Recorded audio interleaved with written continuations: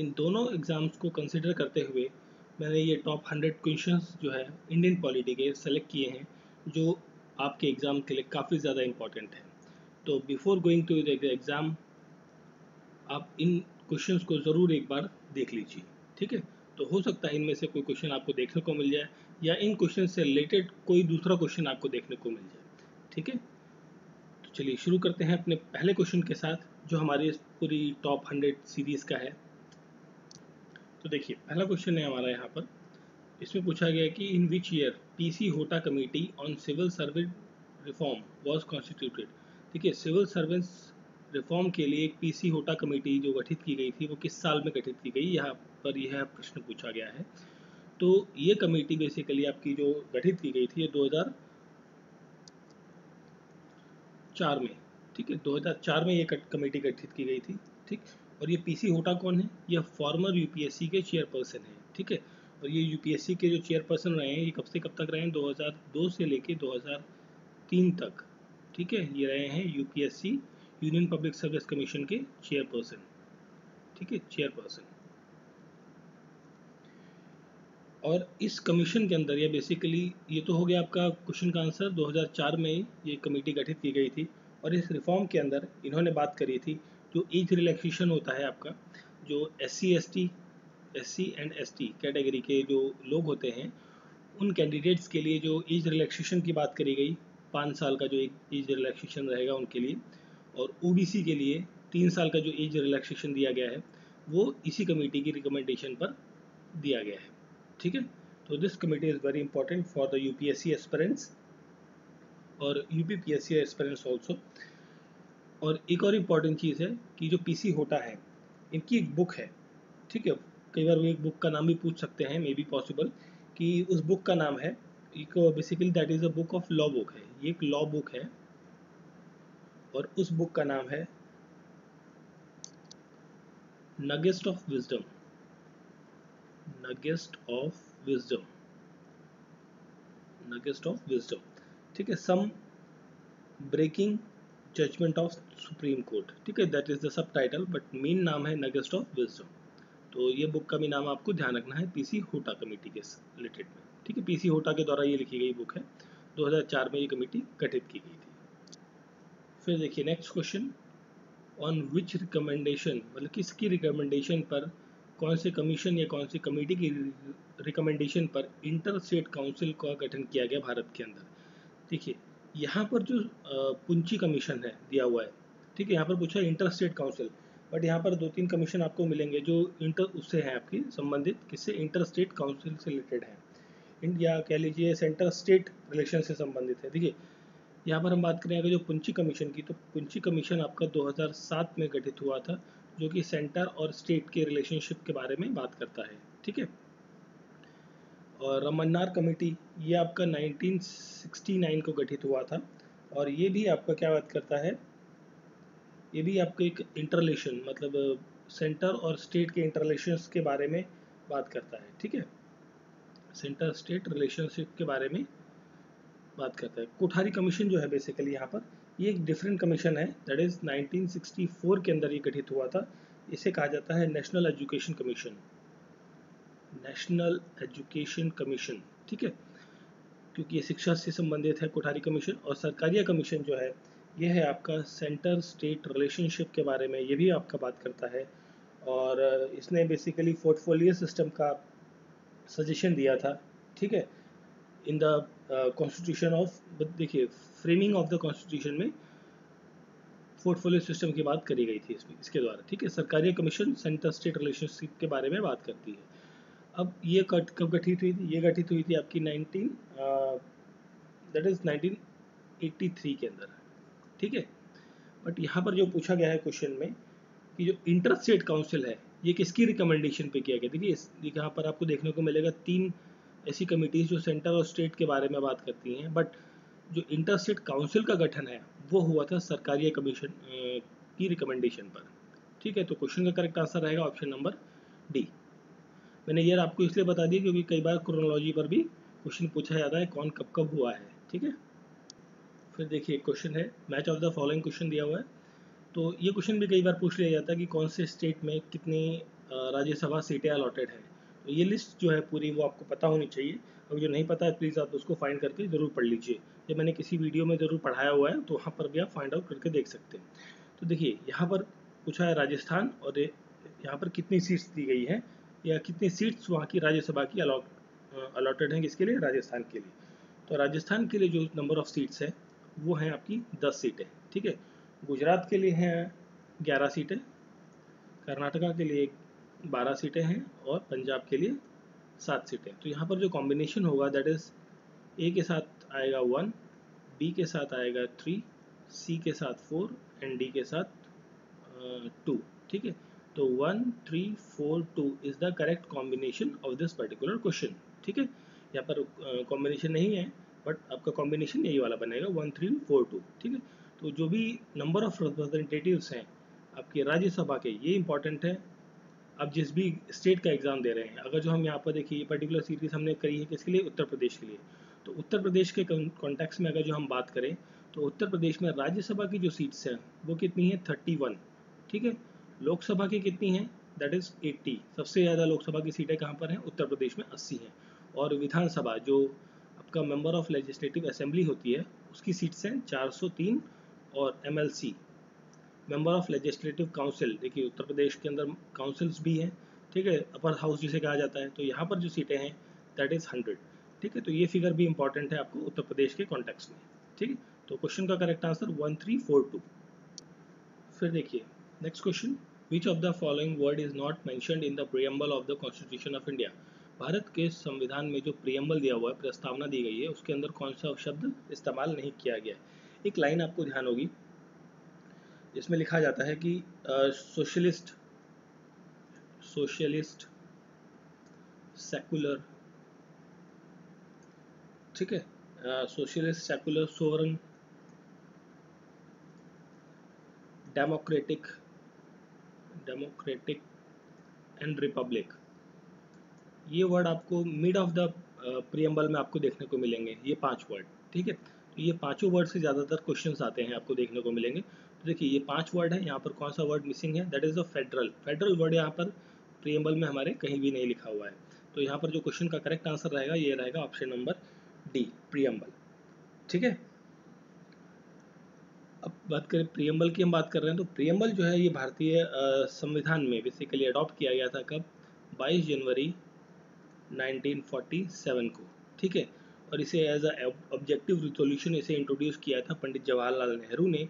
और इसे अडॉप्ट किसने किया था, जो कॉन्स्टिट्यूशनल असेंबली थी उसने अडॉप्ट किया था 22 जनवरी 1947 को, ठीक है।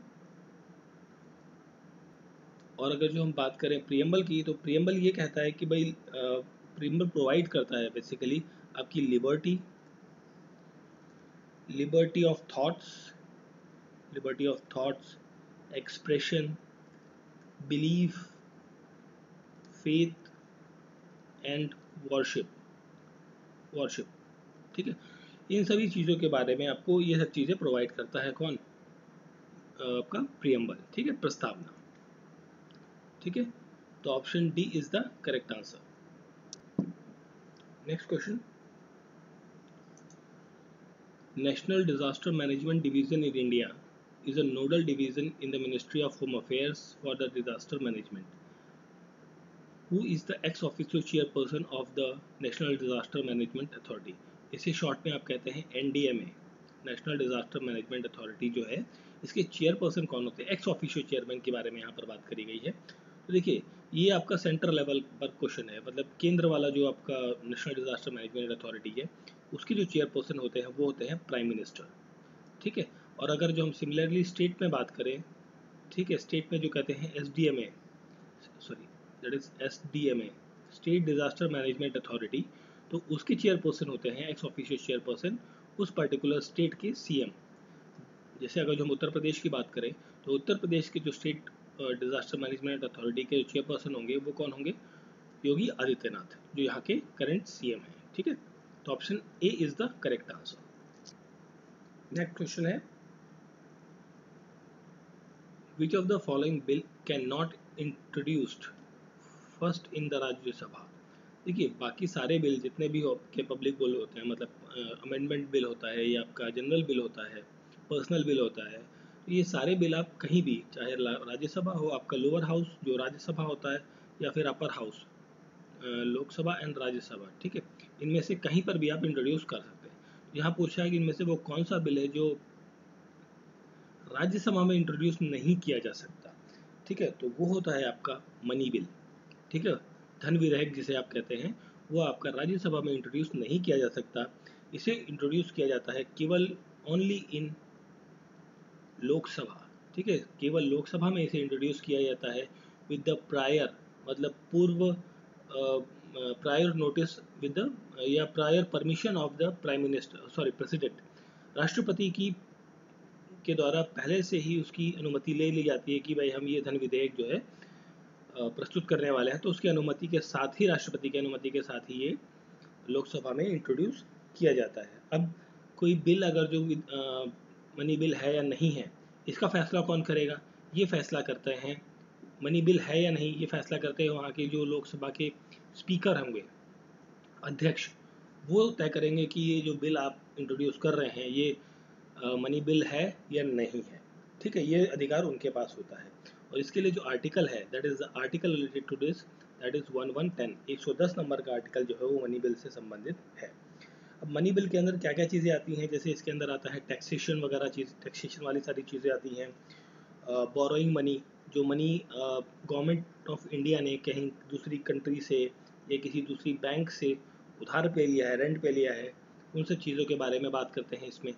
या खर्चे जो हैं, एक्सपेंडिचर या receipt, expenditure and receipt of the government from the consolidated fund of India, से जो खर्चा हुआ है जितना सारा, उस सब का लेखा जोखा, इन सब चीज़ों के बारे में बात होती है आपकी मनी बिल के अंदर, ठीक है।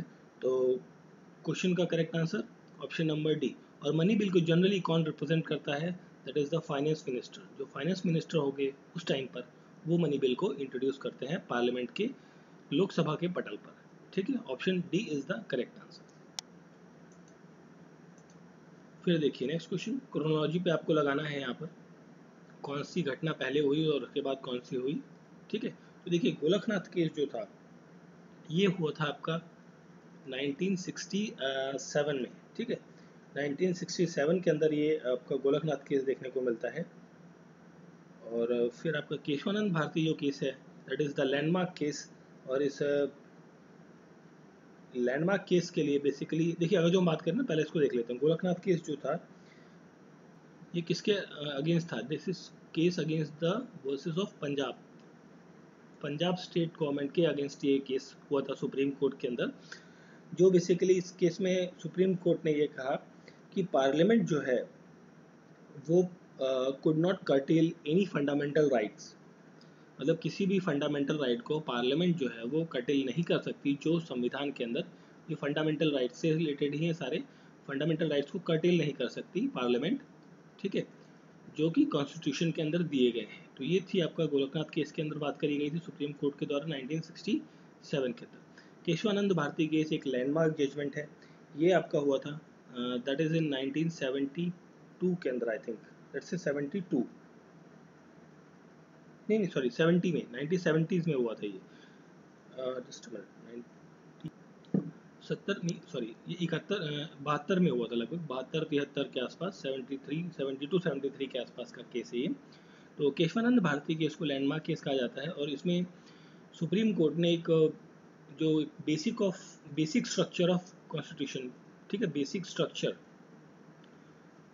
स्ट्रक्चर ऑफ कॉन्स्टिट्यूशन का जो टर्म है या बेसिक स्ट्रक्चर ऑफ कॉन्स्टिट्यूशन की जो बात है वो सुप्रीम कोर्ट ने इसी पर्टिकुलर केस के अंदर उठाई थी, ठीक है। तो 72-73 के आसपास का केस है ये। और 24th कॉन्स्टिट्यूशनल अमेंडमेंट एक्ट ये हुआ था आपका दैट इज़ 1971 में, ठीक है, ये 1971 में हुआ है आपका।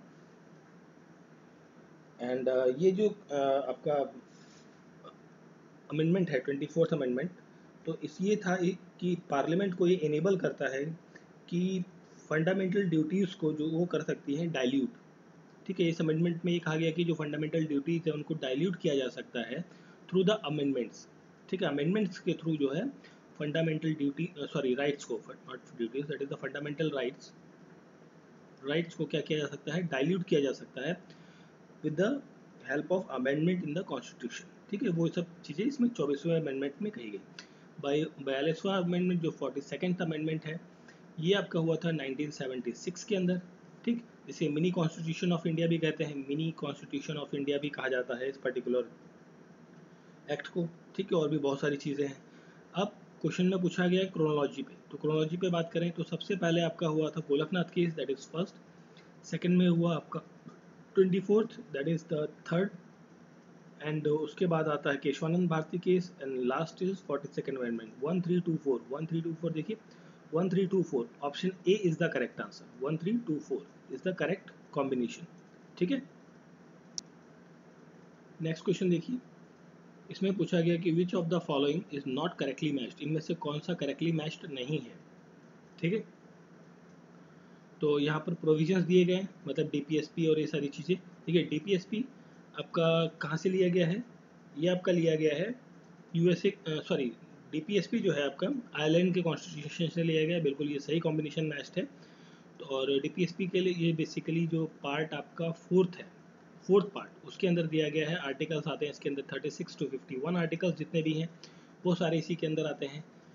And residuary power of centre, जो सेंटर का रेसिड्यूरी पावर है वो ऑस्ट्रेलिया नहीं है, ऑस्ट्रेलिया से नहीं है, that is in from the Canada.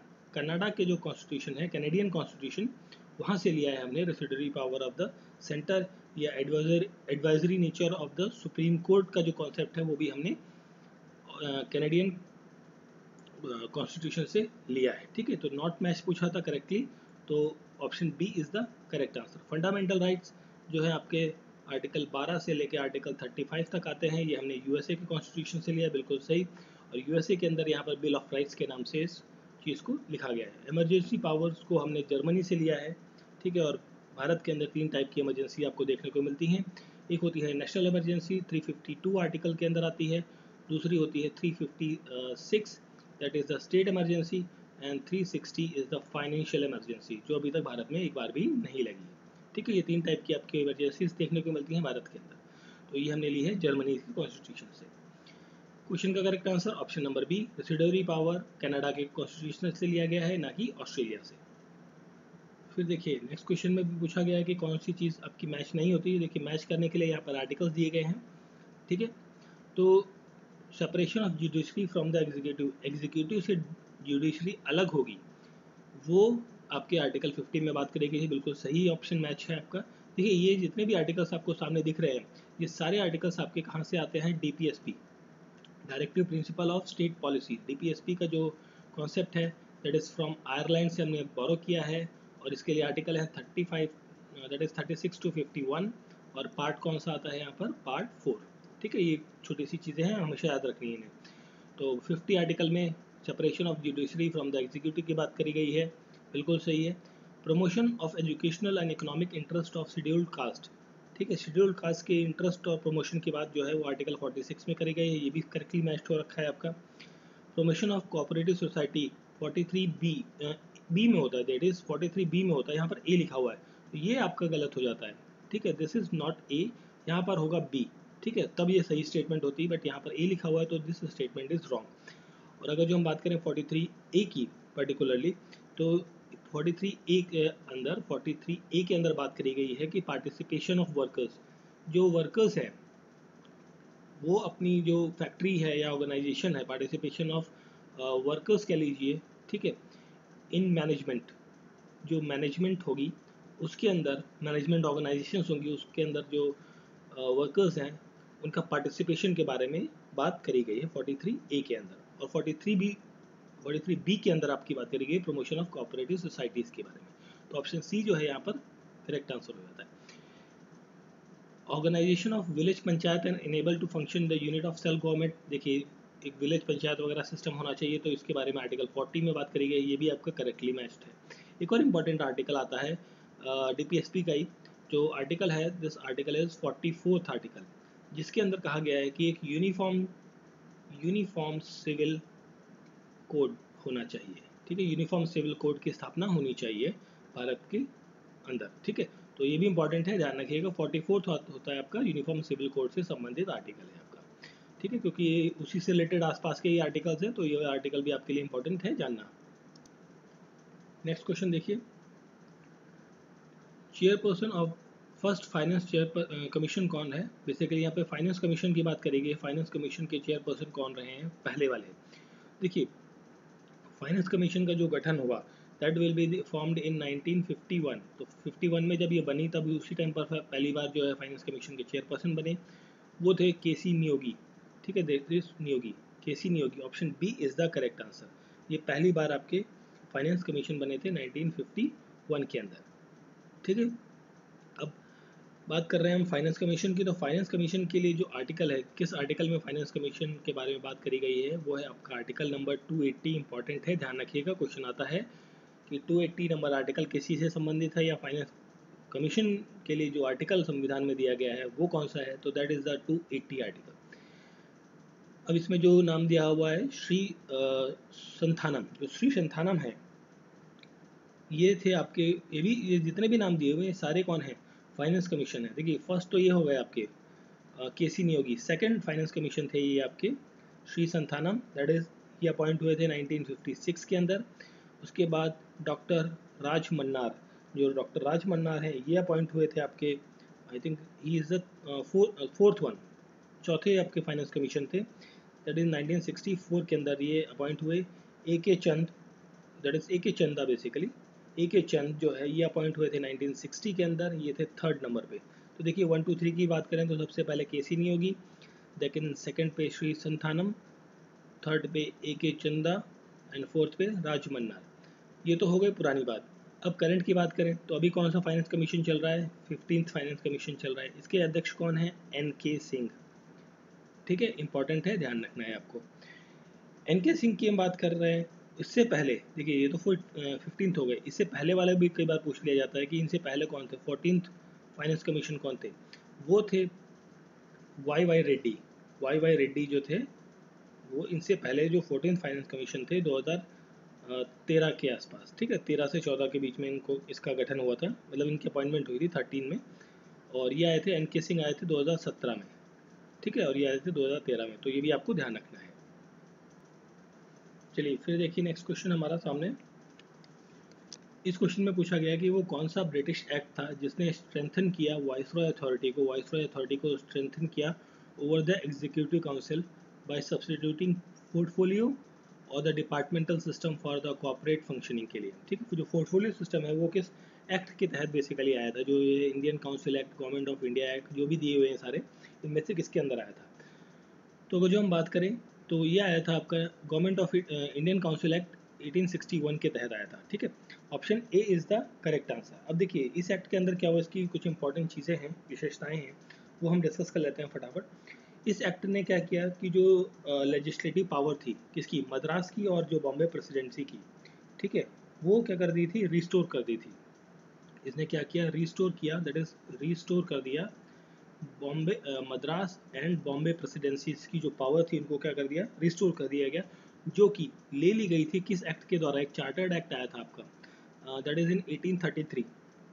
Chartered act 1833 के तहत जो है मद्रास और बॉम्बे की जो पावर है वो छीन ली गई थी, बट इस एक्ट के तहत वापस उनको दे दी गई। देखिए 33 आया था आपका 1857 के रिवोल्ट से पहले, और 61 आया है 1857 के रिवोल्ट के बाद, तो दोनों में काफ़ी चेंजेस आपको देखने को मिलते हैं, ठीक है।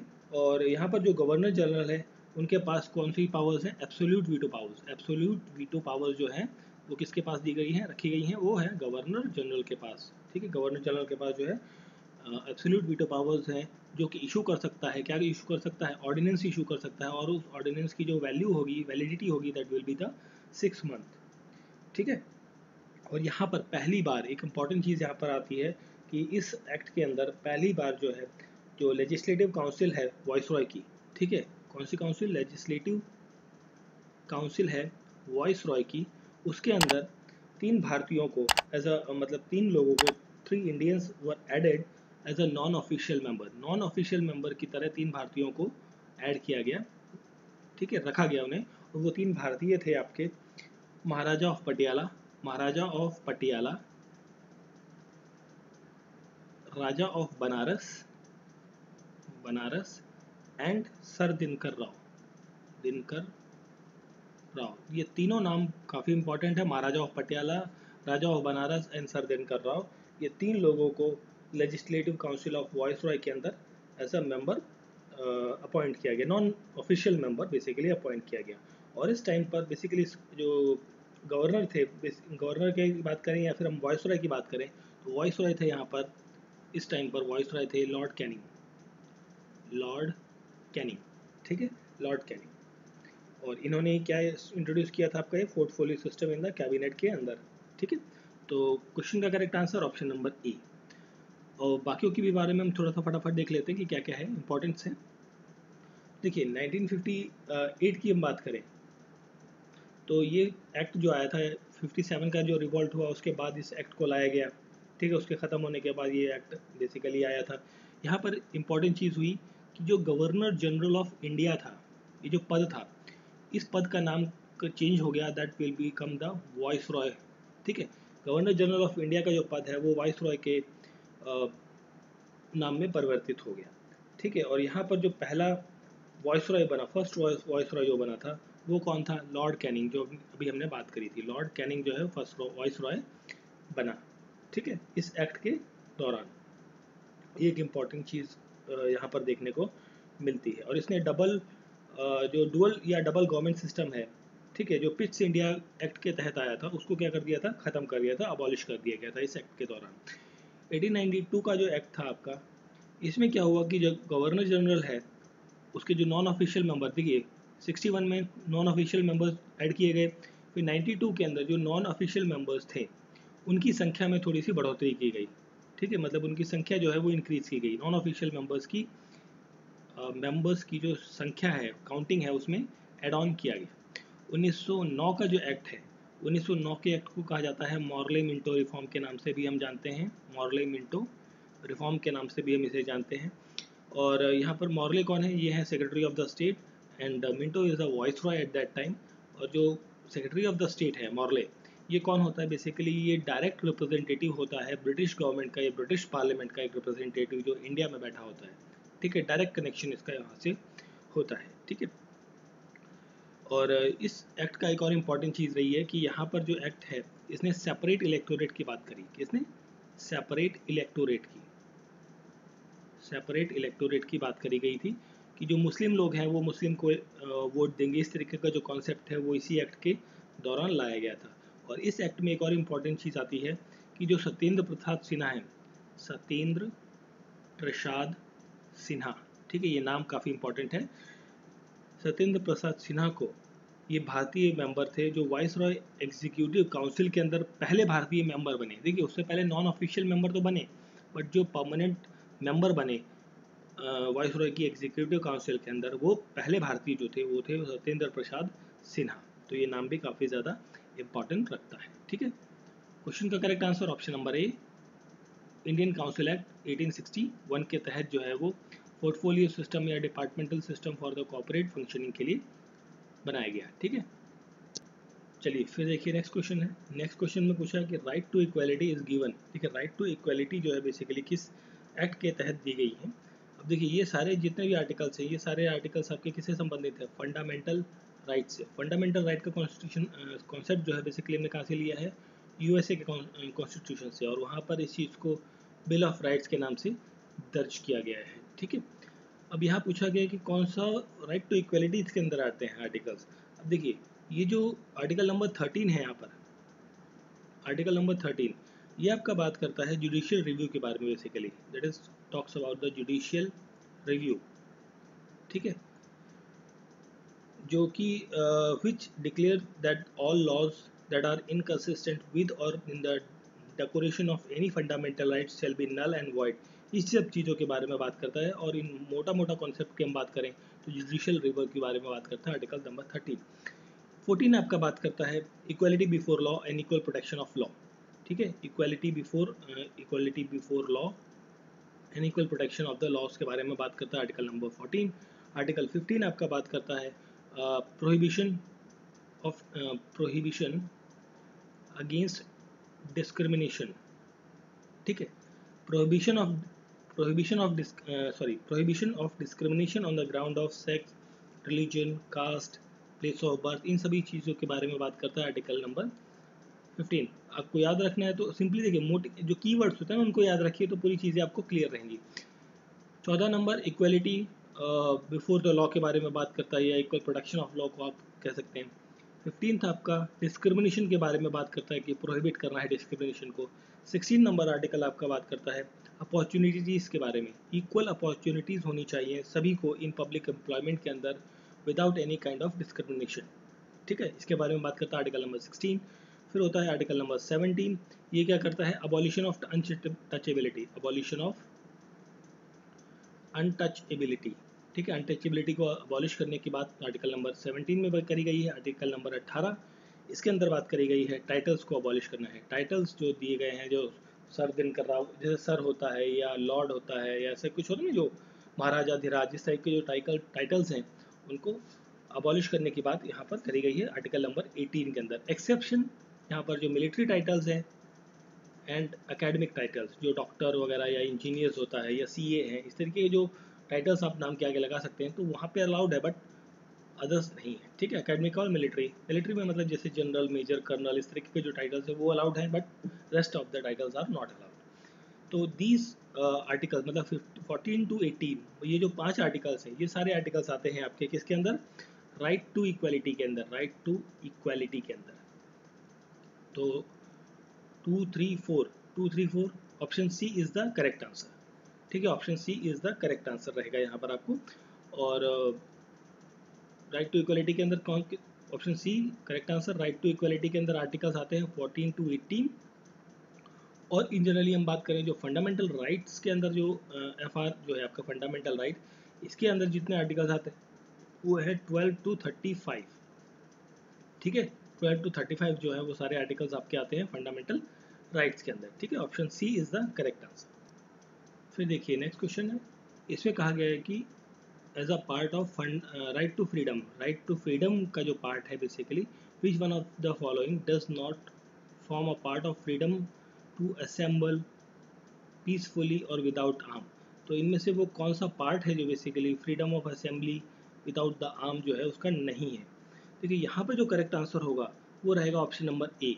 ठीक है, गारो ऑफिशियल्स, देखो गारो ऑफिशियल जो है बेसिकली इसके लिए जो नॉट परफॉर्मिंग देयर ड्यूटीज़।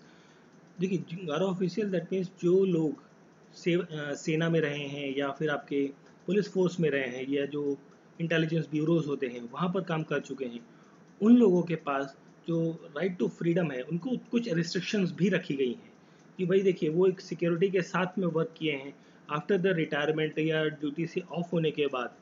ठीक है, जब उन्होंने वो सेवा से निवृत्त हो गए उसके बाद भी उनके पास कुछ ऐसी रिस्ट्रिक्शंस उनको रखी गई है उनके साथ में, ताकि जो इंटीग्रिटी है, देश की सुरक्षा है, उसके साथ कोई खिलवाड़ ना हो पाए। ठीक है, तो वो चीज़ें आती हैं आपकी फ्रीडम के अंदर नहीं आती हैं बेसिकली। नॉट पूछा जाए does not a part of the freedom of assembly, तो वो नॉट परफॉर्मिंग देयर ड्यूटीज़, तो वो इस पार्ट का नहीं हो सकते हिस्सा। ठीक है, तो ऑप्शन ए जो है वो करेक्ट आंसर रहेगा। और इसके लिए जो आर्टिकल है that article deals with this kind of conditions, that is article 33। Article 33 deals with this kind of conditions. ठीक है, जिसके अंदर पार्लियामेंट ने एक रिस्ट्रिक्शंस लगा रखी हैं इन सभी लोगों पर जो फोर्सेस में स्पेशली काम करते हैं या ब्यूरोक्रेसी में काम करते हैं। ठीक है, देखिए ब्यूरोक्रेट्स तो एक तरीके से आपने कई बार आपने देखा भी होगा कि जो ब्यूरोक्रेट्स होते हैं जब सर्विस में होते हैं उसके बाद जब रिटायर होते हैं तो वो अपनी कोई ना कोई बुक लिख देते हैं। ठीक है, बट उसमें वो लोग अपनी चीज़ें भी बता देते हैं कि क्या क्या उनके साथ घटनाएं हुई हैं, आपने कई बार देखा होगा, है ना। बट जो आर्म फोर्सेस होते हैं या पुलिस डिपार्टमेंट या आईवी वाले लोग होते हैं वो लोगों को ये सब चीज़ें अलाउड नहीं है। मतलब लिख सकते हैं बुक, बट वो अपनी सर्विस रिकॉर्ड के दौरान जो चीज़ें उन्होंने करी हैं, ठीक है, या जो प्रोसीजर्स रहते हैं उन चीज़ों के, उन लोगों के, उन सबको वो लोग क्या करते हैं, डिस्क्लोज नहीं कर सकते। ठीक है, तो यहाँ पर रहेगा option number A is correct answer. Next question है, guardian of fundamental right is. देखिए फंडामेंटल राइट्स का गार्डियन कौन है। देखिए फंडामेंटल राइट्स का गार्डियन होता है जुडिशरी। जुडिशरी को कहा जाता है, अब जुडिशरी में कौन कौन सी जुडिशरी आती है, जो आपका हाई कोर्ट है कंसर्न स्टेट का या फिर सुप्रीम कोर्ट, ये दोनों क्या है बेसिकली, क्या है, गार्डियन कहलाते हैं आपके फंडामेंटल राइट्स के। ठीक है, fundamental rights are defended and guaranteed by the supreme court, specially बात करता है इस बारे में। हाई कोर्ट भी कुछ चीज़ों को डील करता है। ठीक है, इसके लिए जो आर्टिकल है सुप्रीम कोर्ट का, that will be dealing with the article 32 जो है वो इसके बारे में बात करता है। ठीक है, अब इसमें हाई कोर्ट जो है, हाई कोर्ट के लिए जो आर्टिकल आता है यहाँ पर, दैट इज आर्टिकल 226 जो है वो हाई कोर्ट से संबंधित है। यहाँ पर आपकी रिट्स देखने को मिलती हैं कई टाइप की। ठीक है, 5 टाइप की आपकी रिट्स होती हैं जो इशू की जाती हैं basically against this fundamental rights में। ठीक है, जुडिशरी के द्वारा। Option A is the correct answer. फिर देखिए नेक्स्ट क्वेश्चन, इसमें पूछा गया कि विच one of the following writ can be issued by the high court. High court के द्वारा कौन सा वो रिट जो है वो इशू किया जाता है। देखिए अभी हमने बात करी ना, रिट इशू कौन करता है, हाई कोर्ट और सुप्रीम कोर्ट। हाई कोर्ट किस आर्टिकल के तहत इशू करता है, 226 आर्टिकल के तहत जो है रिट इशू कर सकता है। इसमें पूछा है कि कौन सा वो रिट है जो इशू करता है high court to secure the liberty of the individual. तो वो जो रिट है लिबर्टी ऑफ इंडिविजुअल के लिए वो होता है habeas corpus. Option C is the correct answer, habeas corpus. इसका जो लैटिन मीनिंग होता है that will be Latin meaning that will you may have the body, you may have the body और you have the body of. ठीक है, तो ये होता है बेसिकली इसका लैटिन मीनिंग। लैटिन शब्द हैं ये दोनों, ये सारे जितने वर्ड हैं, ये वारंटो या मैंडेमस, हिबस कॉर्पस या प्रोहिबिशन, ये सारे क्या है, लैटिन वर्ड्स हैं। तो यहाँ पर जो डिटेंशन की बात करी जाती है वो की जाती है ऑप्शन सी, हिबस कॉर्पस के तहत। अब देखिए इसमें क्या होता है कि भाई जो इंडिविजुअल है उसको, जिसको भी आपने अरेस्ट किया है या डिटेन किया है, उसको आपको कहाँ पर पेश करना है, कोर्ट के समक्ष पेश करना है, ताकि उसकी डिटेंशन को जस्टिफाई किया जा सके कि वो पर्सन जो है वो डिटेन करने, जिस ग्राउंड पर बेसिकली उसको डिटेन किया है या अरेस्ट किया है वो सही है या नहीं है। ठीक है, तो ये सब चीज़ें डिसाइड करता है बेसिकली, ये इंडिविजुअल के राइट को डिसाइड करता है। ठीक है, यहाँ पर जो मैंडेबस है, मैंडेबस बेसिकली इसका जो लिटरल मीनिंग होता है वो होता है वी कमांड, हम आदेश देंगे, है ना। कोई राजा कहता है ना कि हम आदेश देंगे, किसको देंगे, गवर्नर को, सॉरी एग्जीक्यूटिव बॉडीज़ को, ये जो भी बॉडीज़ हैं उनको हम ऑर्डर देंगे। मतलब इसके बारे में यहाँ बात करते हैं, सुप्रीम कमांडर की बात, कमांडिंग एक्टिविटीज़ के बारे में यहाँ पर बात करी जाती है। क्वा वारंटो का जो मीनिंग होता है that will be the by what authority, by what authority. ठीक है, और प्रोहिबिशन, देखिए प्रोहिबिशन का लिटरल मीनिंग की हम बात करें तो ये होता है फॉरबिड। ठीक है, forbid is the literal meaning of the prohibition, but question का correct answer option number C, habeas corpus. Next question, supreme court of the India has propounded the doctrine of basic structure of the constitution in which of the following case. देखिए basic structure की हमने बात करी थी अपने इसी video के, I think starting के 2 क्वेश्चंस के अंदर हमने बात करी थी। तो जो बेसिक स्ट्रक्चर की बात करी गई सुप्रीम कोर्ट के द्वारा, वो बात करी गई थी Kesavananda Bharati case versus Kerala state. Option C is the correct answer. ये कब हुआ था, 1972-73 के आसपास का ये केस है। ठीक है, इसमें सुप्रीम कोर्ट ने कहा था कि पार्लियामेंट को ये पावर है कि वो संविधान को क्या कर सकती है, अमेंड कर सकती है, but do not violate the basic structure. मतलब जो संविधान का बेसिक स्ट्रक्चर है उसको आप छेड़ नहीं सकते, आप उसे अमेंड कर सकते हैं, कई बार कर सकते हैं, उसमें कोई दिक्कत नहीं, बट बेसिक स्ट्रक्चर को आप नहीं छेड़ सकते। ये सुप्रीम कोर्ट ने कहा था। ठीक है, और सुप्रीम कोर्ट को जो अमेंडमेंट आपने करी है उसका जुडिशियल रिव्यू करने का भी अधिकार है। ये भी आपकी बात इसी केस के अंदर कही गई थी। बेसिकली जो जुडिशियल रिव्यू है, जुडिशियल रिव्यू, ठीक है, तो ये भी बात सुप्रीम कोर्ट ने कही कि इसी केस के अंदर कि जो आप संशोधन कर रहे हैं संविधान के अंदर, उसका जो जुडिशियल रिव्यू का अधिकार है वो भी हमें सुप्रीम कोर्ट को है यहाँ पर। ठीक है, तो इम्पॉर्टेंट केस है Kesavananda Bharati case versus Kerala state. ठीक है, जिसमें बेसिक स्ट्रक्चर की बात करी गई थी, doctrine of basic structure. Next question है right to property is a, right to property क्या है। देखिए पहले तो ये फंडामेंटल राइट्स के अंदर आता था। ठीक है, अब ये फंडामेंटल राइट से हटाकर कहाँ डाल दिया गया है, that is in the legal right. Option C is the correct answer, legal right में डाल दिया गया है। और लीगल राइट में कब डाला गया, दैट इज द, उसके लिए हुआ था 44th अमेंडमेंट एक्ट। ठीक है, 44th अमेंडमेंट एक्ट आया था 1978 को। ठीक है, उसमें लीगल राइट में से ट्रांसफ़र कर दिया गया इसको फंडामेंटल राइट से। अब जब ये फंडामेंटल राइट में था, ठीक है, देखिए आर्टिकल इसी दौरान, इसी जो ये 44th अमेंडमेंट हुआ, एक्ट हुआ था, इसी दौरान जो एक आपका आर्टिकल था 19, आर्टिकल 19 का एफ पार्ट, ठीक है, ये और आर्टिकल 31, ठीक, ये दोनों आर्टिकल्स को क्या कर दिया गया था, ख़त्म कर दिया गया था, रिपील कर दिया गया था, रिपील्ड, और इंसर्ट किया गया था पार्ट, आपका इंसर्ट किया गया था पार्ट दैट इज 12वां पार्ट जो है वो इंसर्ट किया गया अंडर आर्टिकल 300A। 300A के तहत जो है ये लीगल राइट बन गया, फंड राइट टू प्रॉपर्टी वाला जो काम था ये लीगल राइट के अंदर आ जाता है, ठीक है। लीगल राइट और constitutional right, but no longer, देखिए लीगल राइट भी है, साथ में आप कई बार कह सकते हैं कॉन्स्टिट्यूशनल राइट भी है, क्योंकि संविधान के अंदर दिया गया है, बट अब ये क्या है, फंडामेंटल राइट नहीं है, ठीक है। लीगल राइट भी है, कॉन्स्टिट्यूशनल राइट भी है, no problem, but fundamental right नहीं है, ठीक है। तो आर्टिकल 300A जो है आपका राइट टू प्रॉपर्टी या प्रॉपर्टी से संबंधित जो लीगल राइट है उससे, उसके बारे में बात करता है। इंपॉर्टेंट क्वेश्चन है, ध्यान रखिए इसको। चलिए फिर देखिए नेक्स्ट क्वेश्चन है, इसमें पूछा है which one of the following right is available to all the person under the Indian constitution. भारतीय संविधान के तहत सभी नागरिकों को कौन से जो मौलिक अधिकार हैं वो दिए गए हैं। तो ये देखिए यहाँ पर जो करेक्ट आंसर रहेगा, तो सभी नागरिकों को मिला है इक्वलिटी बिफोर लॉ या इक्वल प्रोटेक्शन ऑफ लॉ जो आता है, ठीक है, equality, right to equal protection of law या इक्वलिटी बिफोर लॉ, ठीक है। ये जो आर्टिकल्स हैं basically these are the articles या राइट्स, तो वो आपको बात करते हैं किसके अंदर, आर्टिकल 14 के अंदर, ठीक है। आर्टिकल 14 के अंदर ये सारी चीज़ें बात करते हैं। तो ये सभी नागरिकों को दिया गया है, चाहे वो सिटीज़न हो, भारत का नागरिक हो, either for the citizen of India और NRI जिसे आप कहते हैं, नॉन रिलायबल या नॉन रेसिडेंट इंडियन जो कहते हैं आपका, ठीक है, वो। अब यहाँ पर एक्सेप्शन है थोड़ी सी कि जो ये चीज़ें एलियन के लिए नहीं है। Alien that means alien specially, देखिए NRI क्या हुआ, एलियन हुआ, बट यहाँ पर जो एनिमी एलियन है, जो दुश्मन है, भाई कोई जासूस है, जासूस को आपने पकड़ लिया भारत के अंदर, जो स्पाई कर रहा था इंडिया के अंदर, तो उसके लिए वो सारे आर्टिकल्स या राइट्स जो है, फंडामेंटल राइट्स जो है वो लायबल नहीं है, उनके लिए कुछ रिस्ट्रिक्शंस आपको देखने को मिलती हैं, ठीक है। तो क्वेश्चन का correct answer option number A, equality before law and equal protection जो है वो आर्टिकल 14 के अंदर वो सभी के लिए एप्लीकेबल है। हाउएवर अगर जो हम बात करें तो राइट अगेंस्ट डिस्क्रिमिनेशन, डिस्क्रिमिनेशन का जो राइट है ये आपको कौन सा आर्टिकल बात करता है, दैट इज आर्टिकल नंबर 15।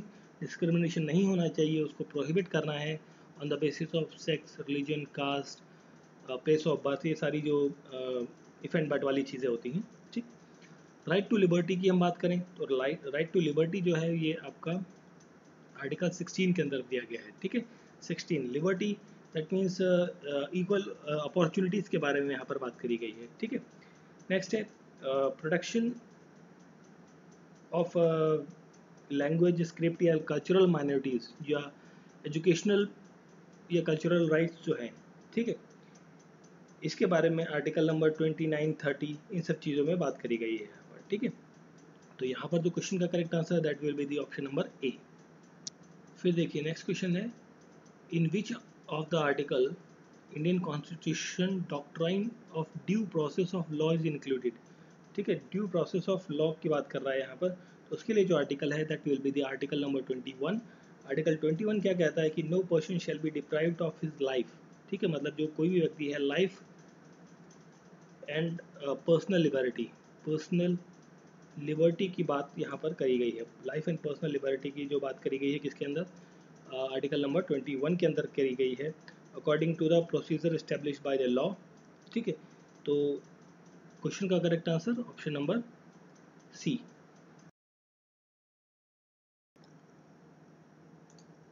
फिर देखिए नेक्स्ट क्वेश्चन है हमारा, इसमें पूछा गया है कि which of the following statement is correct, are correct, sorry not is नहीं है, are correct regarding the constitutional amendment act article 368। जो आर्टिकल 368 का जो अमेंडमेंट होता है उसके तहत कौन से स्टेटमेंट्स आपकी सही होती हैं।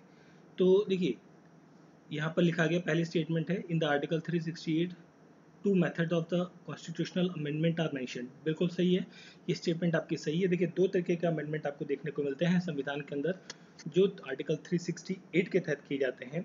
तो इसमें होता है अमेंडमेंट, देखिए कैसे होती है। एक तो होती है स्पेशल मेजॉरिटी के तहत, ठीक है। स्पेशल मेजॉरिटी की हम बात करें, स्पेशल मेजॉरिटी, ठीक है, special majority of the parliament. इसके अंदर क्या होता है कि majority of the total membership of the house जो होती है उसकी हम बात कर रहे हैं, जहाँ पर two third member of the present and voting आपको यहाँ पर देखने को मिलेगी, ठीक है। 2/3 जो मेंबर्स हैं जो प्रेजेंट हैं पर्टिकुलर सेशन के अंदर पार्लियामेंट में, वो लोग क्या करेंगे, वोट करेंगे, ठीक है। अलॉन्ग विद द, एक तो हो गई सिंपल मेजोरिटी, ठीक, और ये स्पेशल मेजोरिटी में 2/3 तो मेंबर रहेंगे ही, प्लस यहाँ पर आपको देखने को मिलेगी 2/3 के साथ में special majority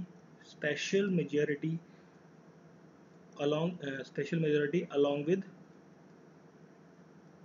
half of the state legislative. मतलब देखिए 2/3 तो आपको पार्लियामेंट वाले लोग चाहिए जो मेजोरिटी में पास करेंगे किसी पर्टिकुलर बिल को, अमेंड करेंगे, और प्लस उसमें नीचे जितने भारत के अंदर स्टेट लेजिस्लेटिव असेंबलीज हैं, including the Delhi and Pondicherry जहाँ पर विधायिका है वहाँ पर, तो उनमें से 50%, मतलब अगर जो ये कह लीजिए कि 28 जगहों पे विधानसभा चल रही है, ठीक है, तो 28 में से आपको 14 जगहों पे वो पर्टिकुलर बिल या अमेंडमेंट जो है वो पास होना चाहिए, ठीक है। मतलब 2/3 यहाँ पर और हाफ ऑफ द स्टेट्स जो है उस पर्टिकुलर बिल को अपनी अपनी विधानसभा में पास करें, ठीक है। तो ये प्रोविजन आपको रहता है एक तो, ठीक है। और यहाँ पर देखिए, यहाँ पर एक सिंपल मेजोरिटी रहती है, जो स्टेट्स आपकी पास करेंगी वो सिंपल मेजोरिटी मतलब 50% + 1, ठीक है। मतलब हाफ ऑफ द मेजोरिटी जो है उसको पास कर सकती है सिंपल मेजोरिटी के साथ में, ठीक है। अब यहाँ पर कोई भी ऐसा ये तो बात हो गई, यहाँ पर दो मेथड, मतलब एक सिंपल, एक होती है ना स्पेशल, एक सिंपल मेजोरिटी होती है जो 50+1 वाली बात होती है, दूसरा होती है स्पेशल मेजोरिटी में ये कंडीशन आती है। तो दो तरीके के मेथड्स तो हो गई आपके। नेक्स्ट स्टेटमेंट लिया हुआ है, the constitutional amendment bill can be initiated only in Lok Sabha. नहीं, देखिए जो आपका संविधान का संशोधन विधेयक है वो लोकसभा और राज्यसभा दोनों में कहीं भी आप इंट्रोड्यूस कर सकते हैं, ठीक है। बट अगर जो यहाँ पर ये होता है कि मनी बिल, अगर जो सिर्फ जो मनी बिल होता है ना, धन विधेयक जो कहते हैं जिसे, वो सिर्फ आपको लोकसभा के अंदर इंट्रोड्यूस किया जा सकता है, उसे आप राज्यसभा में इंट्रोड्यूस नहीं कर सकते, ठीक है। बट यहाँ पर कॉन्स्टिट्यूशनल अमेंडमेंट बिल की बात कर रहे हैं तो आप लोकसभा या राज्यसभा कहीं भी इंट्रोड्यूस कर सकते हैं, इनिशिएट कर सकते हैं। पास तो दोनों जगह से होगा बट शुरुआत आप कहीं भी कर सकते हैं। तो यहाँ पर ये स्टेटमेंट आपकी गलत हो जाती है। थर्ड स्टेटमेंट है, in case of any dispute between the two houses of parliament on the constitutional amendment bill, a joint sitting of both houses can be summoned. देखिए जब नॉर्मल बिल हो आपका कोई, ठीक है, जनरली कोई भी अदर बिल है उसमें तो जॉइंट सिटिंग का प्रोविजन है, बट जब आप संविधान को संशोधित कर रहे हो, मतलब कि संविधान के अंदर किसी भी आर्टिकल के अंदर कुछ आप चेंजेस कर रहे हो, वहाँ पर जॉइंट सिटिंग का कोई प्रोविजन नहीं है। There is no provision for the joint sitting regarding the constitutional amendment. संविधान में संशोधन करने के लिए जॉइंट सिटिंग की कोई मतलब बात नहीं कही गई है, ठीक है। देखिए हर प्रोसेस का ना, जितने भी प्रोसेस है ना आर्टिकल 368 वो सारे संविधान में दिए गए हैं कि भाई कब जॉइंट सिटिंग कर सकते हैं, कब आप नहीं कर सकते। अब बात कर रहे हैं हम जॉइंट सिटिंग की, तो जॉइंट सिटिंग के लिए ये है कि भाई जॉइंट सिटिंग जो है ये कौन इंट्रोड्यूस करता है, इसे बुलाते हैं राष्ट्रपति, और इसकी अध्यक्षता जो करते हैं वो कौन करता है, वो करते हैं जो लोकसभा के स्पीकर होंगे। देखिए मेंबर्स कौन होंगे, राज्यसभा के भी होंगे और लोकसभा के भी होंगे, सब एक ही जगह मिल के बैठेंगे एक ही हॉल में, बट उस मीटिंग की जो अध्यक्षता करेंगे वो लोकसभा के स्पीकर करते हैं। ये भी इंपॉर्टेंट चीज़ है, ध्यान रखें इस चीज़ को। तो यहाँ पर जॉइंट सिटिंग का कोई भी प्रोविजन नहीं है, तो थर्ड स्टेटमेंट भी आपकी गलत हो जाती है। पहली स्टेटमेंट आपकी सही मिल गई, बाकी दोनों गलत। नेक्स्ट है, president can not veto in the constitutional amendment bill. अब देखिए प्रेसिडेंट के पास जो है, देखिए जो संविधान के अंदर संशोधन किया गया इसके अंदर कोई वीटो नहीं है कि भाई वो होल्ड कर सकते हैं, या बाकी जो होता है ना बहुत सारे पर्स वाला वीटो होता है, विद होल्ड होता है ना, तो इस तरीके के जो वीटो पावर्स उनके प्रेसिडेंट के पास होते हैं वो यहाँ पर इस्तेमाल नहीं कर सकते। उनको यह आपको क्या करना पड़ेगा, एसेंट देना ही पड़ेगा, मतलब सिग्नेचर करना ही पड़ेगा कि भाई अमेंडमेंट पारित किया जाता है, ठीक है। तो ये स्टेटमेंट तो आपकी बिल्कुल सही है, मतलब इनके पास जो है राष्ट्रपति के पास यहाँ पर कोई वीटो पावर नहीं रहती, specially in case of constitutional amendment bill में, ठीक है। क्योंकि देखिए कॉन्स्टिट्यूशनल अमेंडमेंट बिल वो इतने सारे कंडीशंस के साथ ही आता है, भाई 2/3 मेजोरिटी आपको चाहिए, स्पेशल मेजोरिटी, और फिर स्टेट की परमिशन भी चाहिए, तो सारा काम होने के बाद आपका पहुंचा है प्रेसिडेंट के पास, तो भाई जाहिर सी बात है ना, क्यों करोगे भैया वीटो पावर, है ना। तो ऑप्शन 1 एंड ऑप्शन 4 ये दोनों ऑप्शंस आपके सही स्टेटमेंट्स हैं। तो क्वेश्चन का करेक्ट आंसर देखिए 1 और 4 कहाँ है, ऑप्शन बी। ठीक है, option B is the correct answer. ठीक है, next question, in which of the following cases the supreme court limited the power of parliament. Supreme court ने जो पार्लियामेंट है आपकी संसद, उसके अधिकार को लिमिट कर दिया गया to amend the constitution for the first time. जब उसमें अमेंडमेंट हुआ, किस चीज़ के इसके लिए, बेसिकली यहाँ पूछा गया कि सुप्रीम कोर्ट ने कौन से केस के तहत जो है पार्लियामेंट की शक्तियों को सीमित कर दिया कि भैया मनमर्जी नहीं कर सकते भैया, आपको थोड़ा सा ध्यान में रहना पड़ेगा, है ना। तो ये केस था आपका, that is the case Golaknath versus, ठीक है, Golaknath versus state of Punjab.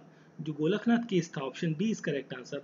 Golaknath case में सुप्रीम कोर्ट ने ये कहा कि भाई जो पार्लियामेंट है उसकी जो पावर्स है उनको आप लिमिट कर दिया कि भाई आप अनलिमिटेड आप अमेंडमेंट नहीं कर सकते संविधान के अंदर। ठीक है, और ये भी कहा कि सुप्रीम कोर्ट ने इस केस के अंदर जो फंडामेंटल राइट्स हैं, फंडामेंटल राइट्स, ठीक, fundamental rights are immutable position, ये वर्ड उन्होंने यहाँ पर इस्तेमाल किया, इम्यूटेबल पोजीशन। ठीक है, that is in immutable position पर है कि पार्लियामेंट जो है ये जो फंडामेंटल राइट्स हैं जो संविधान के अंदर दिए गए हैं, इनको वो नागरिकों से छीन नहीं सकती। ठीक है, ये चीज़ यहाँ पर कही गई गोलकनाथ केस के अंदर। ठीक है, option B is the correct answer. Next question, Mizoram has granted the status of state by which amendment. देखिए मिजोरम क्या था, पहले तो यूनियन टेरिटरी था, तो यूनियन टेरिटरी के बाद भाई उसे राज्य का भी दर्जा दिया गया, कब दिया गया ये पूछा है। तो इसके लिए जो अमेंडमेंट हुआ था दैट इज़ इन 1986 के अंदर हुआ था। तो 1986 में हुआ था आपका 53rd amendment act. Option A is correct answer, that is 1986। 53rd amendment act 86 में मिजोरम को अपना जो है सेंट्रल गवर्नमेंट के द्वारा स्टेटहुड का दर्जा प्रोवाइड कर दिया गया। ठीक है, डायरेक्ट क्वेश्चन था 53rd अमेंडमेंट एक्ट 1986। फिर देखिए नेक्स्ट क्वेश्चन है, इसमें पूछा गया है द प्रोसीजर ऑफ अमेंडमेंट। जो अमेंडमेंट की हम बात करें तो अमेंडमेंट के लिए जो आर्टिकल था कौन सा था, 368 नंबर का आर्टिकल था। ठीक है, तो प्रोसीजर ऑफ अमेंडमेंट जो है संविधान का जो अमेंडमेंट किया जाएगा कॉन्स्टिट्यूशन का, was substituted by the power of parliament.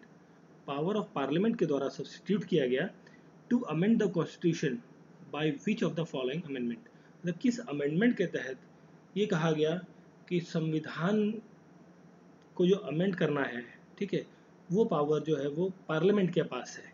ठीक, समझे ना।